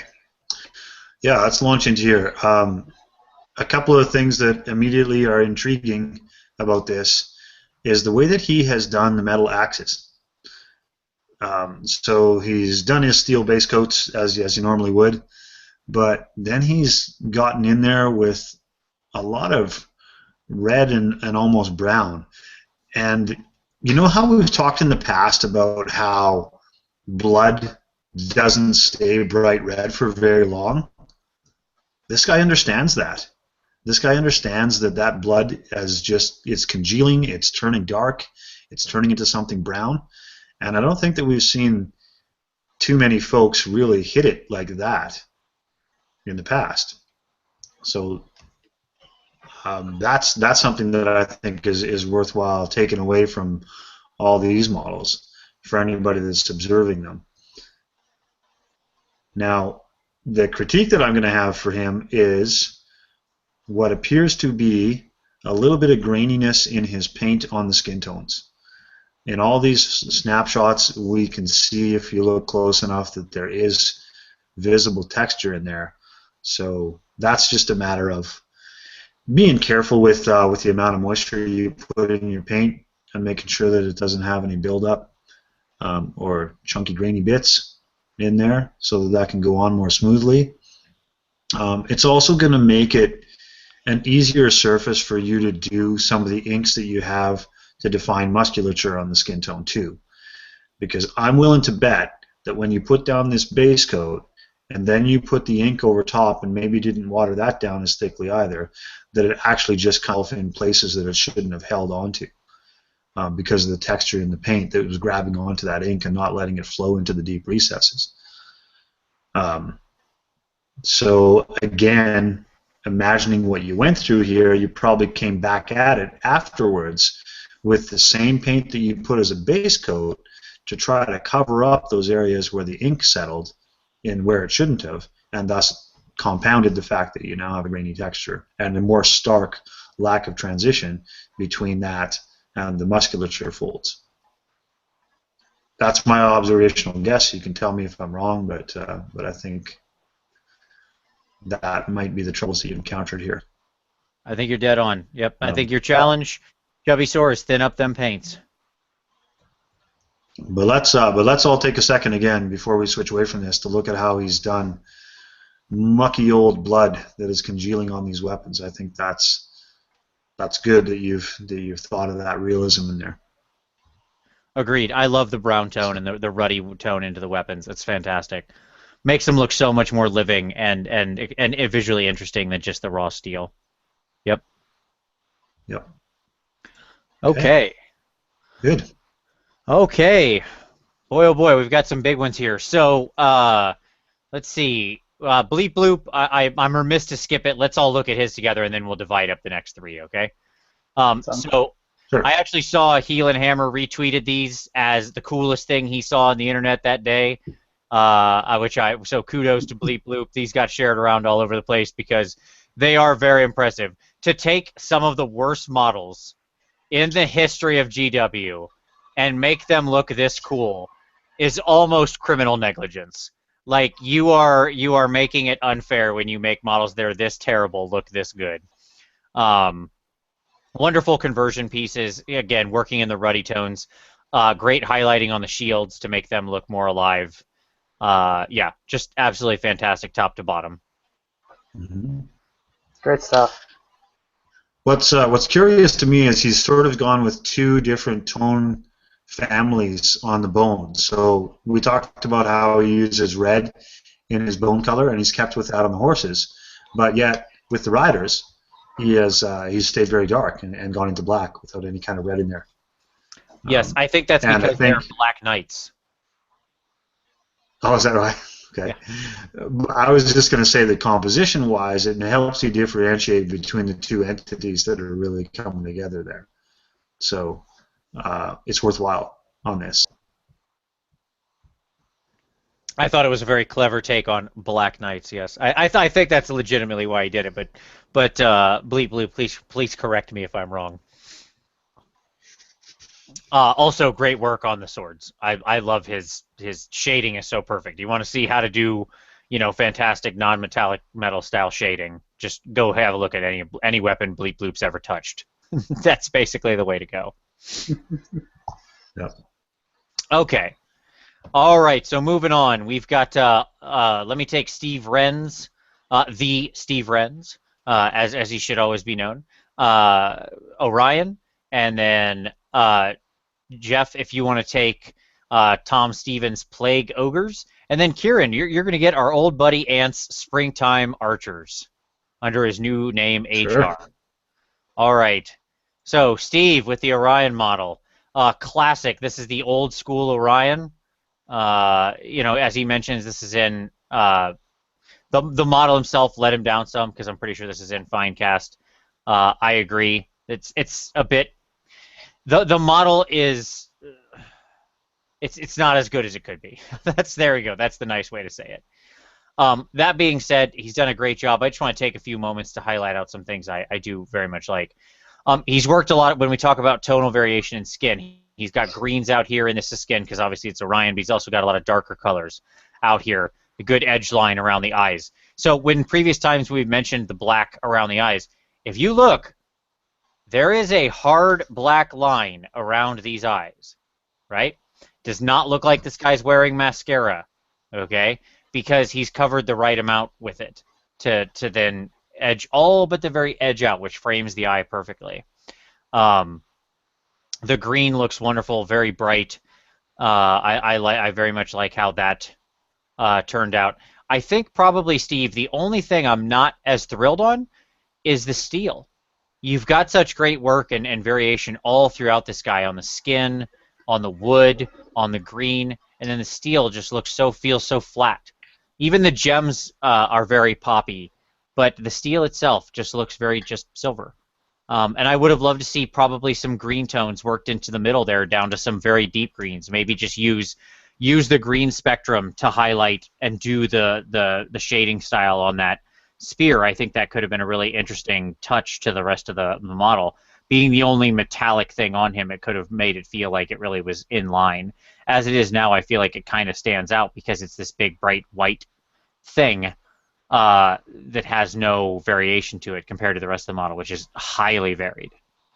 So just that one minor thought.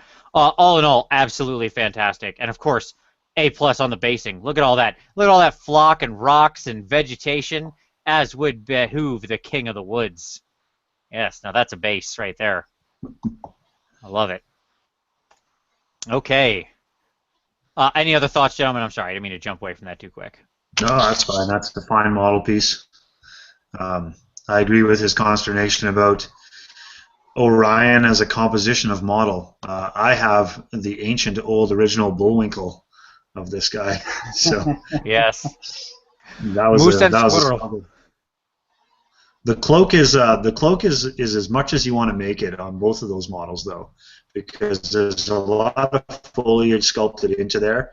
And you can, like Steve has done, stayed pretty green, but he's gone with some other tones in there as well to sort of break up the one leaf to the next. On mine, I tried to mix in some autumn color tones, and I think I failed, if I'm honest, on the one that I did. But that's what I mean. It's as much or as little as you want to make out of it. And striking the balance between it itself is a bit of a challenge. So, good job by Steve to do what he did on this one. Yeah, I think that looks beautiful. Agreed. All right, let's do some Plague Ogres. Jeff, more Nurgle for you, buddy. Sounds good. And Just FYI to you guys, I'm gonna have to bounce after this because I've got an academic obligation early tomorrow morning I have to drive to. But you guys have, I did some counting. I think you guys have 8 left after we're done with this round, so you guys are almost there. All right. Sure. And so Tom Stevens said in his introduction to this that he was unhappy with these. He made a mention of some mold lines that he had left on that he didn't see till later, and he just said generally he was unhappy with them. First of all, I'll say I couldn't find any mold lines when I was looking through the different sides of this, so they're not garish, so don't worry there, Tom. But the second thing, what I'm wondering is what he doesn't like about them.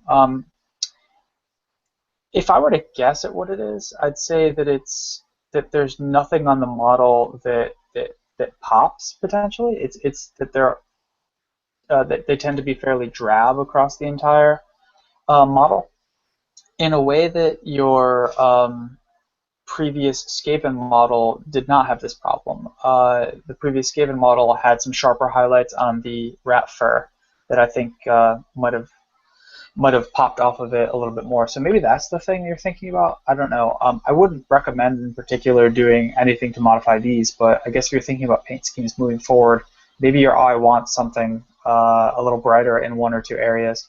I mean, this green could certainly be brighter. We all know where I might go with that recommendation, but I'll leave it there. Or one thing I guess you could do too is, it's a recommendation I gave previously in this PmP to someone else, is you could highlight up the edges of the metal a little bit.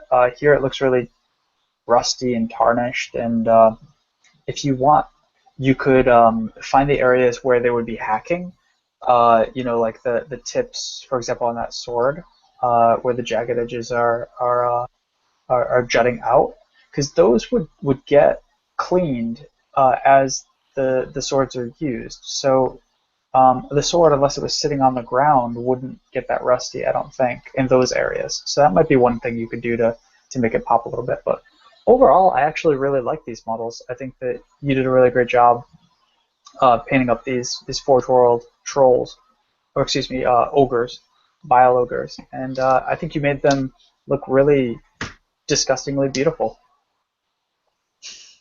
They are pretty horrendous, but pretty great. Yep. It's as good a compliment as you can pay to an Nurgle ogre. Well, on that note, guys, and Tom, I'll have to check in with you guys next month for the PmP. I'll be there for the full time, I promise. But good night. Absolutely. Sounds good. We're almost to the end. Yeah, you guys are almost there. See you soon, guys. Sounds good. All right, Kieran. Bye, Jeff. Ants Glade Guard. Right. So I'm glad to see that he's back in the fray and banging, and with a purpose, and doing a whole unit of these things. Pastel colors is a good treat to look through here. He's stayed with the softer tones of the forest. So initially, I like the color choices on here. Those are all great. He has done some effort to do some definition on the tan ochre side of things, but something about it makes me want to get a little bit more sharpness on the green side of things. So when we see the back of the cloaks, for example, then it does seem a little bit flatty on these Glade archers, except for a couple of places where he's let the ink all pool down. So on the trailing end of a lot of these green cloaks, all of that ink has settled in there. And I think the solution, Ant, might be that you just have to be willing to do a lighter ink coating, let it set, and then do a second one. Because if you're overloading it, then the cohesive nature of that liquid is because it's so heavy, so it's heavily going to the bottom, and then because it's a cohesive thing, it's dragging down the other stuff as well, right?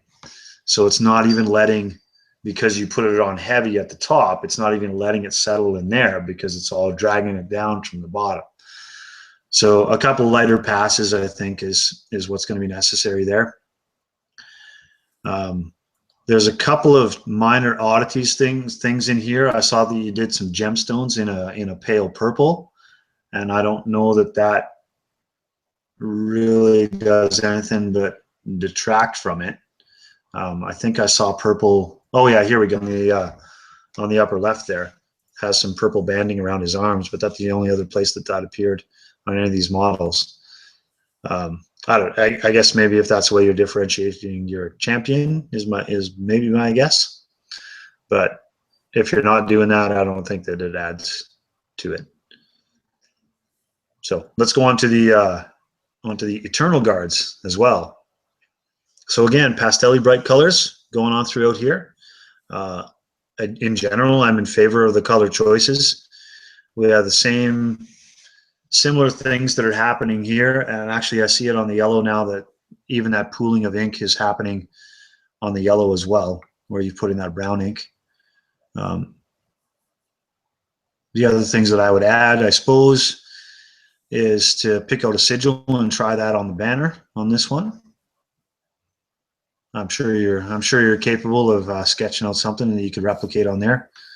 We talked earlier about, and many times in the past, about breaking it down into small component parts, and you can come up with some kind of image that will give the eye something to look at on there. There are literally 5 potential images or sigils you could copy, and right now in this picture, you could take this swoopy doop thing off of his back. You could take the heart with the vine. You could take this figure 80 thing off of their helmet. You could take this other swoopy doop thing off of the tip of their spear. You could take this little sigily thing here and its shape. You could take any of those things I just mentioned and literally just look at them and draw the shape onto the banner, and you'd be good to go. All doable. Agreed. Okay, so he's got a handful of other photos here, but do we see anything different on those? Watchers.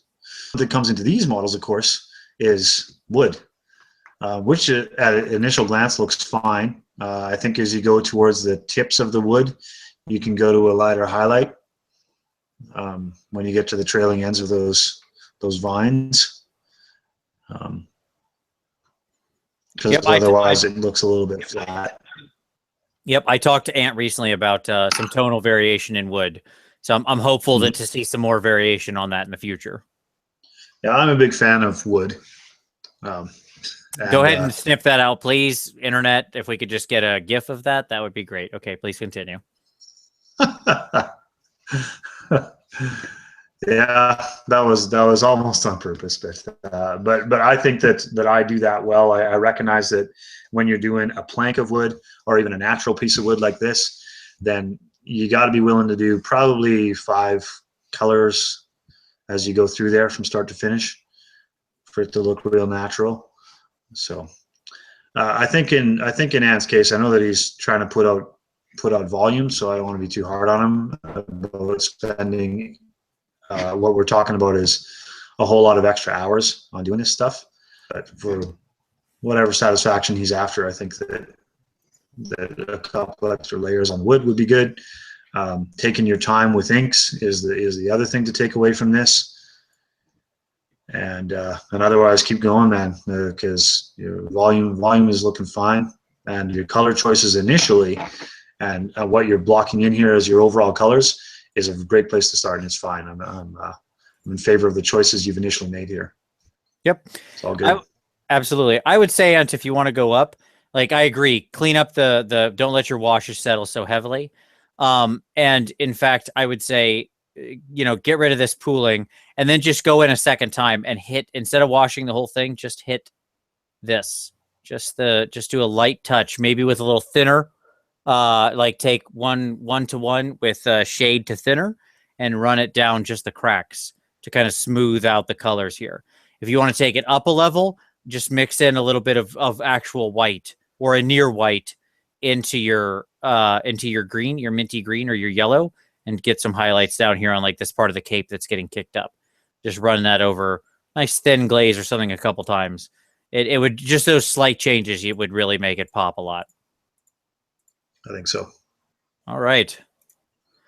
Moving on. Okay. Tell you what, why don't you take Rasmus's this Bastiladon, and because I can't say that new word, and I'll talk about my Doom Bowl. Okay. Thyscutus, is that how I'm to pronounce that? No clue. Thyscutus? I don't know. Whatever it is. It's a big beastie. So I think that he said he did a little bit of a modification on the old snake spitter. I think that I'm okay with the color choice that he's done for the scale on here as an overall thing. To stay a little bit more earthy, I think that where the spines kick up out of the flat plates, we could get in there with a little bit of brown and maybe overall on some of the plates themselves to give it some color definition around the edging and where those spines start to poke up. I think that's what that needs. The other thing that I would say that is distracting to me is the kaleidoscope of snakes. I mean, you probably wanted to take the opportunity to say every snake is its own individual, and I want to represent the entire known kingdom of snakes in here. But I don't know that does official for you to have a purple, a pink, a yellow, a black, a green, a orange snake all in there. Anyway, that's my one pushback on it. Then when we get into the gold or brass that's going on here, I see that you've done some fair degree to weather that stuff a little bit. But I think that a chestnut ink, or even, as one of my favorites is when I'm dealing with gold, a purple ink wash to sharpen up all the edges of the carvings that are in that gold would be really beneficial. And then similarly on the iron on his forehead, that needs a bit of a black ink to redefine all that, and another highlight layer to sharpen edges. So I have all those things for you to work on if you're going back to this model to do some more. There you go. Good stuff. Also, Rasmus, we got to have you follow those photo instructions, buddy.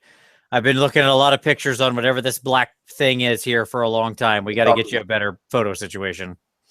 I imagine that's the top of his garbage can or something. I don't know what it is. But we've got to get Rasmus a light box. Yeah. All right. So I'll move quickly through this one. I did a big Doom Bowl. There you go. Obviously converted. I got this Doom Bowl from a friend. He thought he had lost the axe. So I was like, all right, that's fine. I can make do. And so I used the giant thing. More goodness from the giant kit. Which is why this Doom Bowl is a Mickey Mouse Doom Bowl with 4 fingers. That was I like how he came together with that. Of course, that after I finished this model that weekend, my friend showed up and said he found the axe, so that was great fun. Also added the giant shoulder thing here to balance out his other big shoulder with the metal. I was inspired by the new Auric Mega Boss. I wanted my Doom Bowl to have a big animal he killed as well. So there you go. And more freehand experimentation, pushing it with what can we do with freehand with a Cyclops skull, the Cyclops Minotaur skull, like a big Cygor skull. So yeah, well, obviously a fun model to put together. And you rightly point out the giant gift that keeps on giving. Yes. So good. So much in there. It's great. Super fun. All right, we won't dilly-dally, but there you go. I'm going to do a hobby cheating sometime soon on doing glowing runes, because that's actually quite a simple process. And some people have asked me about it. So it's coming. Yeah, that's a good effect, though. It's a really good effect. All right. Yeah, let's talk about looking at his business. Yes. Do you want to take all elves are dark, his 2 things, and then I'll take tuna sandwich of 5? Yeah, he tells me in the description here, first off, I guess I want to precursor this, that he recognizes the photos were a little bit flat and poor quality, but they are good enough that they're getting display cabinet prominence in his local G-Dub store. So that's good, right? Now, overall on these models, a little bit of a flatness that comes through, and again, that might be the photography, because there's a few snapshots that we really actually get a couple of good looks at things. That being one of them, the back end of that corn guy. So skin tone's really good on this thing, and he has left that, I guess, that chaos symbol on the guy's back. He's left us with the image that it's embedded into, and taken the extra time to sort of, I guess, put some scarlet ink around there to make it look like it's stretching the skin. He has also, on this particular blade, done that sort of old blood as it's darkening out on there, and I think I really appreciate that realism. Everything else going through, you can see the attention to color detail that he's done on the pants even. And then we come around to this guy. Similarly, blood effects are appropriate. And then if we flip to the next frame, this is where it sort of, it remains a little bit flat through the skin tone. And as it moves into the big horns that are draping this guy. So when we move from one element of the model to the next, I think it loses a little bit in the model composition. And then also the other thing that I noticed on this guy's axe is he's gone with that really bright blood that just doesn't quite look realistic compared to the other blood attempts that he's done on the other models. So it seems at first glance a bit inconsistent, or if that's if I'm reading these right, it could be, as he says, that the photography is betraying him. But I think my critique then is, I like the old blood that's turning brown look overall, and I would stick to that throughout. And then the other critique that I would have, I suppose, is on this particular model, and a little bit on one other model that's in there. We got to do something different with these horns to make them not just feel like part of the remainder of this guy's flesh. Yep, I agree. I think if those horns had popped a little more, were more white, so here and here, if you had more of an ivory tone to them, they would really stand out a lot better, and it would give you the actual contrast you need in the model. Yeah. Yeah, and those two models bracketing either side are the two that I thought just simply needed some sharpness and definition in a few things. And on this one, now that I look back on it, this one that's on the far left side, leather strapping that looks the same color as the skin, for example, gets lost in there. There's another one of those things. Yep. Some lighter leather would have served there, like a light brown or something like that. Yep. Yeah, you got to think about those contrasting elements. You need them. You need each element of a figure to pop off of what's next to it, right? If they're basically the same color, they're going to just fade into each other. Yep. Okay. So I have positive takeaways from that: the flesh that he did, as well as the old blood. Those are the two good things. Yeah. Speaking of contrast, here you go. Continue with him there. Oh yeah, this his stuff as well? Yes. Okay. Well, in the dark elf realm, yeah, we're getting some sharpness and definition here. A little bit of a curiosity on the skin tone here. Usually, people are going really, really pallid with dark elf flesh, but he's actually worked in some deeper color in here, but not gone into a very blood-rich flesh on these girls. I quite like it, actually. And he's really had good brush control on defining it as he goes along, too. So the flesh tone that he's done on these ladies in particular, I really, really like.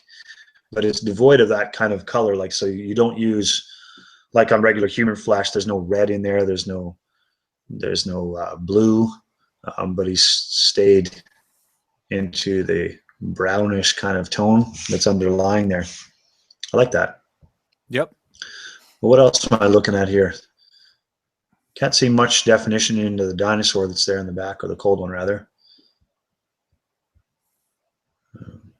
Yeah, I have no other major critiques on these ones, except for that I'm attracted to that skin tone and the control that he's done. maybe a couple other things that we can touch on here that are good attentions to detail. On his two assassins with the crossbows, you can see that he's dusted a fair bit. There was a couple of snapshots where you can see that he's actually taken the time to do that. You know, so they're dragging some mud out. Yeah, so that's good. That's good attention.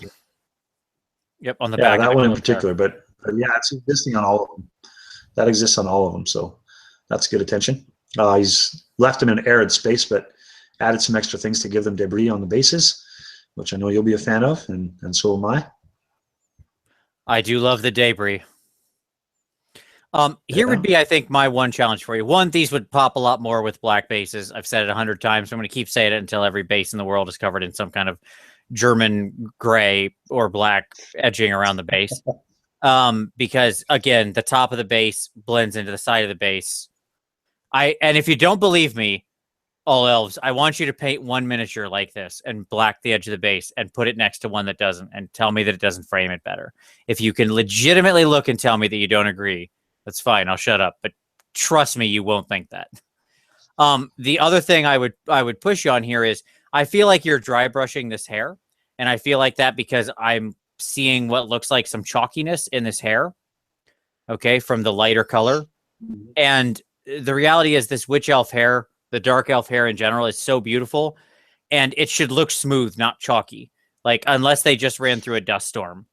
So, like, I would encourage you to think about wetting your paint before you dry brush it, which I know sounds anathema, but it can give you a smoother dry brush if you do it very light and in a couple light layers, or just actually doing layering to draw the colors out on the hair. It takes longer, but it can look a lot better. Or run a glaze over at the end. That would be option number 3. After you dry brush, really thin down a glaze of that black tone or a blue tone or something like that. Run that over, then go back and pick out with a layer. There's lots of different ways you could go with it, and all of them would defeat that chalkiness and make the hair look more like follicle, like smooth and satiny, which their big flowing hair should be, as opposed to sort of chalky. Okay. Yep, that's a good ad.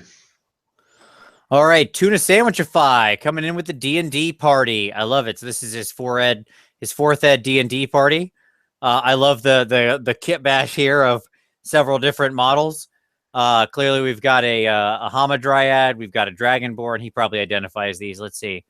Razor Claw Shifter Scout and Acid Abyssal Artificer. Nice. Yeah, good stuff, man. Very fun conversion of these 4 models to D&D groups. I very much like the Hamadryad, the one that you actually called out here in a separate picture, because I think this looks quite good. Your glowing effect you did around the eyes is actually really superb. And it's a great example of how when you do a glowing effect, the center point that's creating the light should be the brightest, and it should then fade from there, right? So in the sunken in part, he's actually got red, and then it actually gets brighter out around it where the light is shining out. That's absolutely stellar work there on glowing eyes. So very well done on that. I like that quite a bit. And I see he's got a bit of that working off the hand from that blue gemstone that she's holding in her hand. A lot of that spills up onto the wrist as well. Yep, excellent point. That's exactly right. Yeah, I like it. What I would say is on a couple of these pieces, you know, when you're doing something small like this, like a D&D party, right, where you've got these 4 figures, and that's it, you're done. Like, you've got your party. Assuming one of these PCs doesn't die, you know, you're good to go, right? You're finished. So what I would challenge you to do is, you know, take some more time on a few of the things. Like, I would work in some more color variation on the steel, dry brush around the cloak of the shifter here a little more, just that kind of stuff, you know. Push yourself up with some other things like you did with the OSL on the eyes, because you've only got 4 figures. It's not an army, right? So you can afford to sit there and lavish them with some time. So those would be my challenges for you. Overall, it's a very cool party with some cool conversions. I like it very much. And I hope you're having an awesome time playing D&D. I love that. I want to see more people submit some D&D minis. That's great. Okay. All right. Let's see. Almost to the end of the month. I'll take Omri's Phidian Archway here. And if you want to take All Elves Are Dark, other terrain piece, it's Terrain City all here apparently. Yeah, all of a sudden. All right, Yeah, so Omri, you and I had talked back and forth about this a lot, and let me say this: you ended up in a great place here. Okay, all in all, this looks so much better than when you had the copper. I know people, because of GW, love making this dragon thing copper. I don't. I hate it. I've always hated it. I know it's personal taste, but metal doesn't get beaten into stone. And I think this is exactly the proof in the pudding of why. He's got the facade that's clearly meant to be, you know, the clay or the other, whatever the different material is, from the stone foundation that was underneath it. So that, you know, the way this was done, it would have been a stone building, and then they put the plaster over top to do this incredible formation, this incredible sculpture. And you've carved a lot of it out. You've got some great variation. I really think it looks quite good. My only one note to you would be that, and I mentioned this in the comments originally, we've talked about it a couple other times. I'd love to see some more variation down here in the stone and near the bottom of some greens, some darker browns, stuff like that, where water has run and collected, where earthy moss and algae have gathered, all these sorts of things. And you can play around with those very quickly, just some easy washes and stuff like that, just working them in, maybe with a little thinner, maybe not. Especially just down by the bottom, or where water would run in between these heads or something like that. I think that would really take this up to 11. But all in all, I think your color scheme here is great, and I like how this came out. Yeah. I think he did it very sharply. Like, we've seen lots of examples of this where obviously the dragon is very prominent, and you can tell what that is. But in a lot of the other ones that have been done, those trees that are over there on the right side, and those little bit of branches, and even sometimes himself against the dragon in the lower right corner, are missed, or they're washed out, or they're not seen as prominent. So he's done a really good job of keeping that sharp enough so you can see the whole picture in there. Agreed. Yeah, I love the way this came out, and great white backdrop too. Way to go. Good picture of it. Mm-hmm. All right. All Elves Are Dark. Yeah, so he gives us a good progress picture here, and he's taken some of the glowing rune tutorial that you have done. I think he quoted you in this anyway, saying that you had offered in the background for that. Yes. So it's cool that he's pulled that off. I assume he's going to carry on through here and do his usual expected full depth on getting that stonework a little bit more deeper, and also the woodwork on the planking of the floors, because I'm sure he'll take that to match his other level of quality. But yeah, so he's just showing off his experiment with doing the runes predominantly in this one. Yep. So good shot. Looks great. Really does. Well done. Yeah. I'll love it. Makes it pop so much. Okay. Let's see. Oh, look at that. Oh, we've got something coming up. What's that? Okay. Oh, but that's it. Hey, let's go look at my namesake Kieran here with his Empire guys. Yes, indeed. Why don't you take Kieran and I'll take I don't know, and then I think that's actually technically the end of the month right there. All right. So you take Kieran. Right. So let's remind everybody, we looked at his Celestian right at the very beginning of the month. So he stayed in the same. I think on this one, we encouraged him on the past to do some edging. With larger open surfaces like this, I think it's going to have to be a little bit more of an overall layering that you're going to have to become comfortable with. So the principles are still going to be the same. That you got to soften up your paint so that you don't get chalkiness, but you also got to be willing to sort of observe where spaces are going to take more highlight. Okay, so across the shoulders, where the light of his photography is falling right now as you look at it, right at the hips on the back side, as well as on the thighs on the front side, are the places that are going to deserve the highlight level. You're going to have to be subtle about this, because you can't use straight out of the pot the same sharp highlight that you do on the folds of the clothes. So you may actually have to get out onto the palette and do a little bit of color mixing as you're adding your water to soften it up. However, on the feathers of these guys, you can go into your sharper highlight and do a similar dry brush technique, but again, just make sure that you're not actually laying it on chalky, and that you have that softness to your bristles as it's laying the paint on. Otherwise, across here, I'm gonna offer you the same sort of stuff that we have with other guys, and that is that when you're doing wood, you can go a few layers on that as you build that up. So the crossbows are the example I'm talking about here. Otherwise, I think that your brush control obviously is very sharp when you're doing belts and buckles and strapping. Over, it's a tidy paint job at this point, so that's very encouraging. It makes me feel like you'll be able to carry over as you're with these techniques that we're offering you here, as long as you can get comfortable with the amount of moisture to have in your paint for these various different possibilities. So that's what I would say in closing. Done with that. Agreed. All right, and finally, I don't know 46, with some Malifaux models of his own. The Changeling, obviously a very fun model to paint. Yeah, overall, very interesting choices there with the blue skin versus the red, very bright red dress.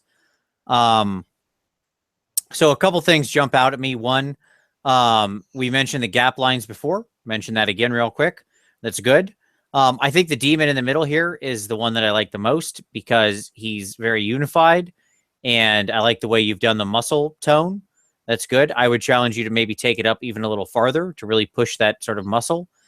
Over here on the girl, she looks nice.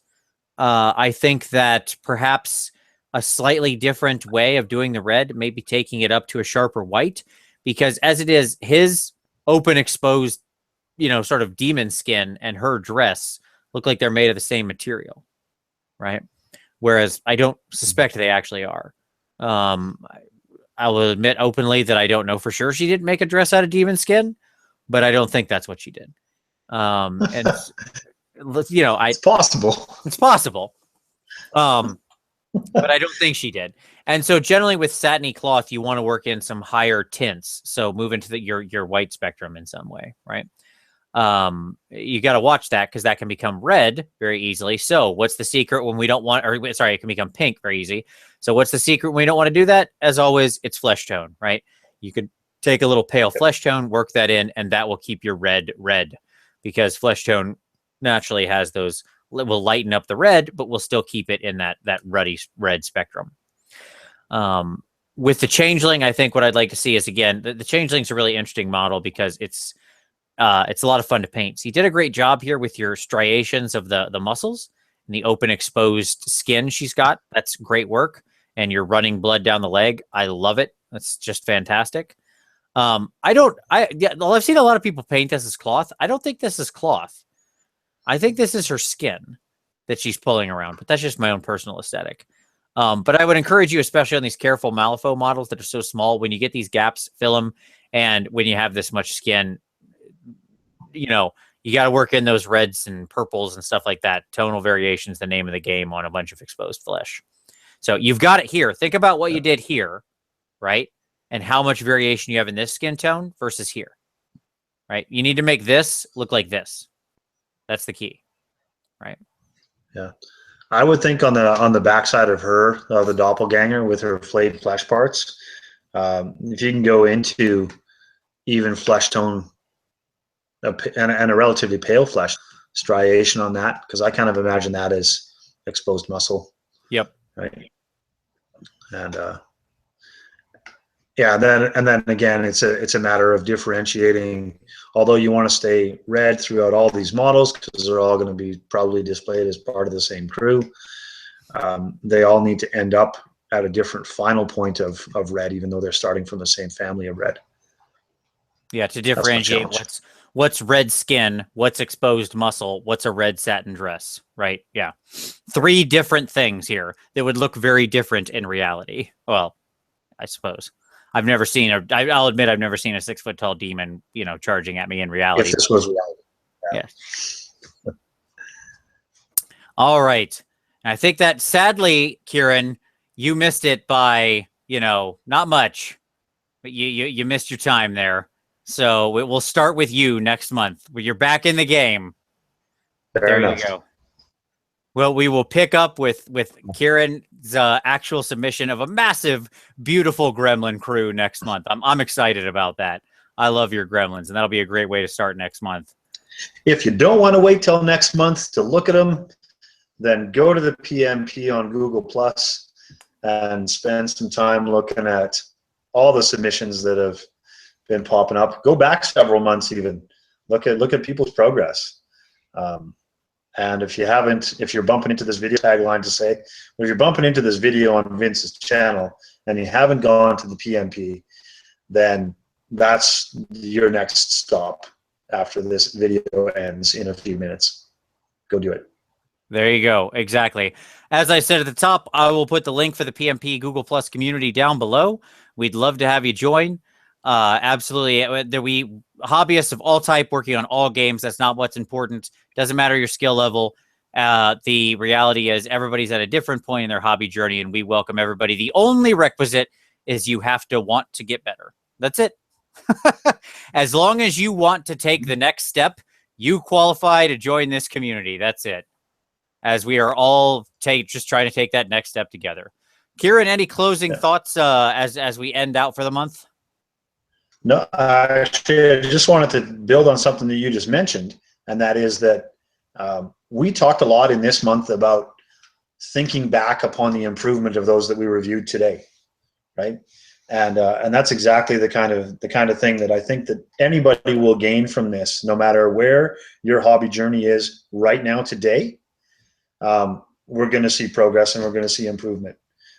We talked about improvement at the high level painter as well as the entry level painter, and they've all shown differences over the months that have taken past. Yep, absolutely. Getting that feedback is so important, and you'll find, I know that it's pushed me, like there's no doubt about it. Knowing that I'm going to push it, knowing that it's going to get feedback makes me take that extra time, do that extra work, and it's very important. 100%. All right. Well, very good. Well, with that, I think we will say thank you very much to all the people who submitted. Awesome work once again. Another great month. We look forward to the next one. Don't forget the Spring Skirmish Challenge is currently underway. That's pinned at the top of the PmP community. Check that out. You have until the end of this month to submit your unit for the Spring Skirmish Challenge. I'm probably going to switch around, add another category into the Hobby Challenge category so I can, or Hobby Challenge tab. So that way I have a place to put all the final posts because there's so many people participating. The response to this has been amazing. I'm very excited about the groups that everyone's working on. So I will say again, thank you all for watching. Thanks to everybody who submitted. We look forward to another great month next month. And as always, we'll see you next time.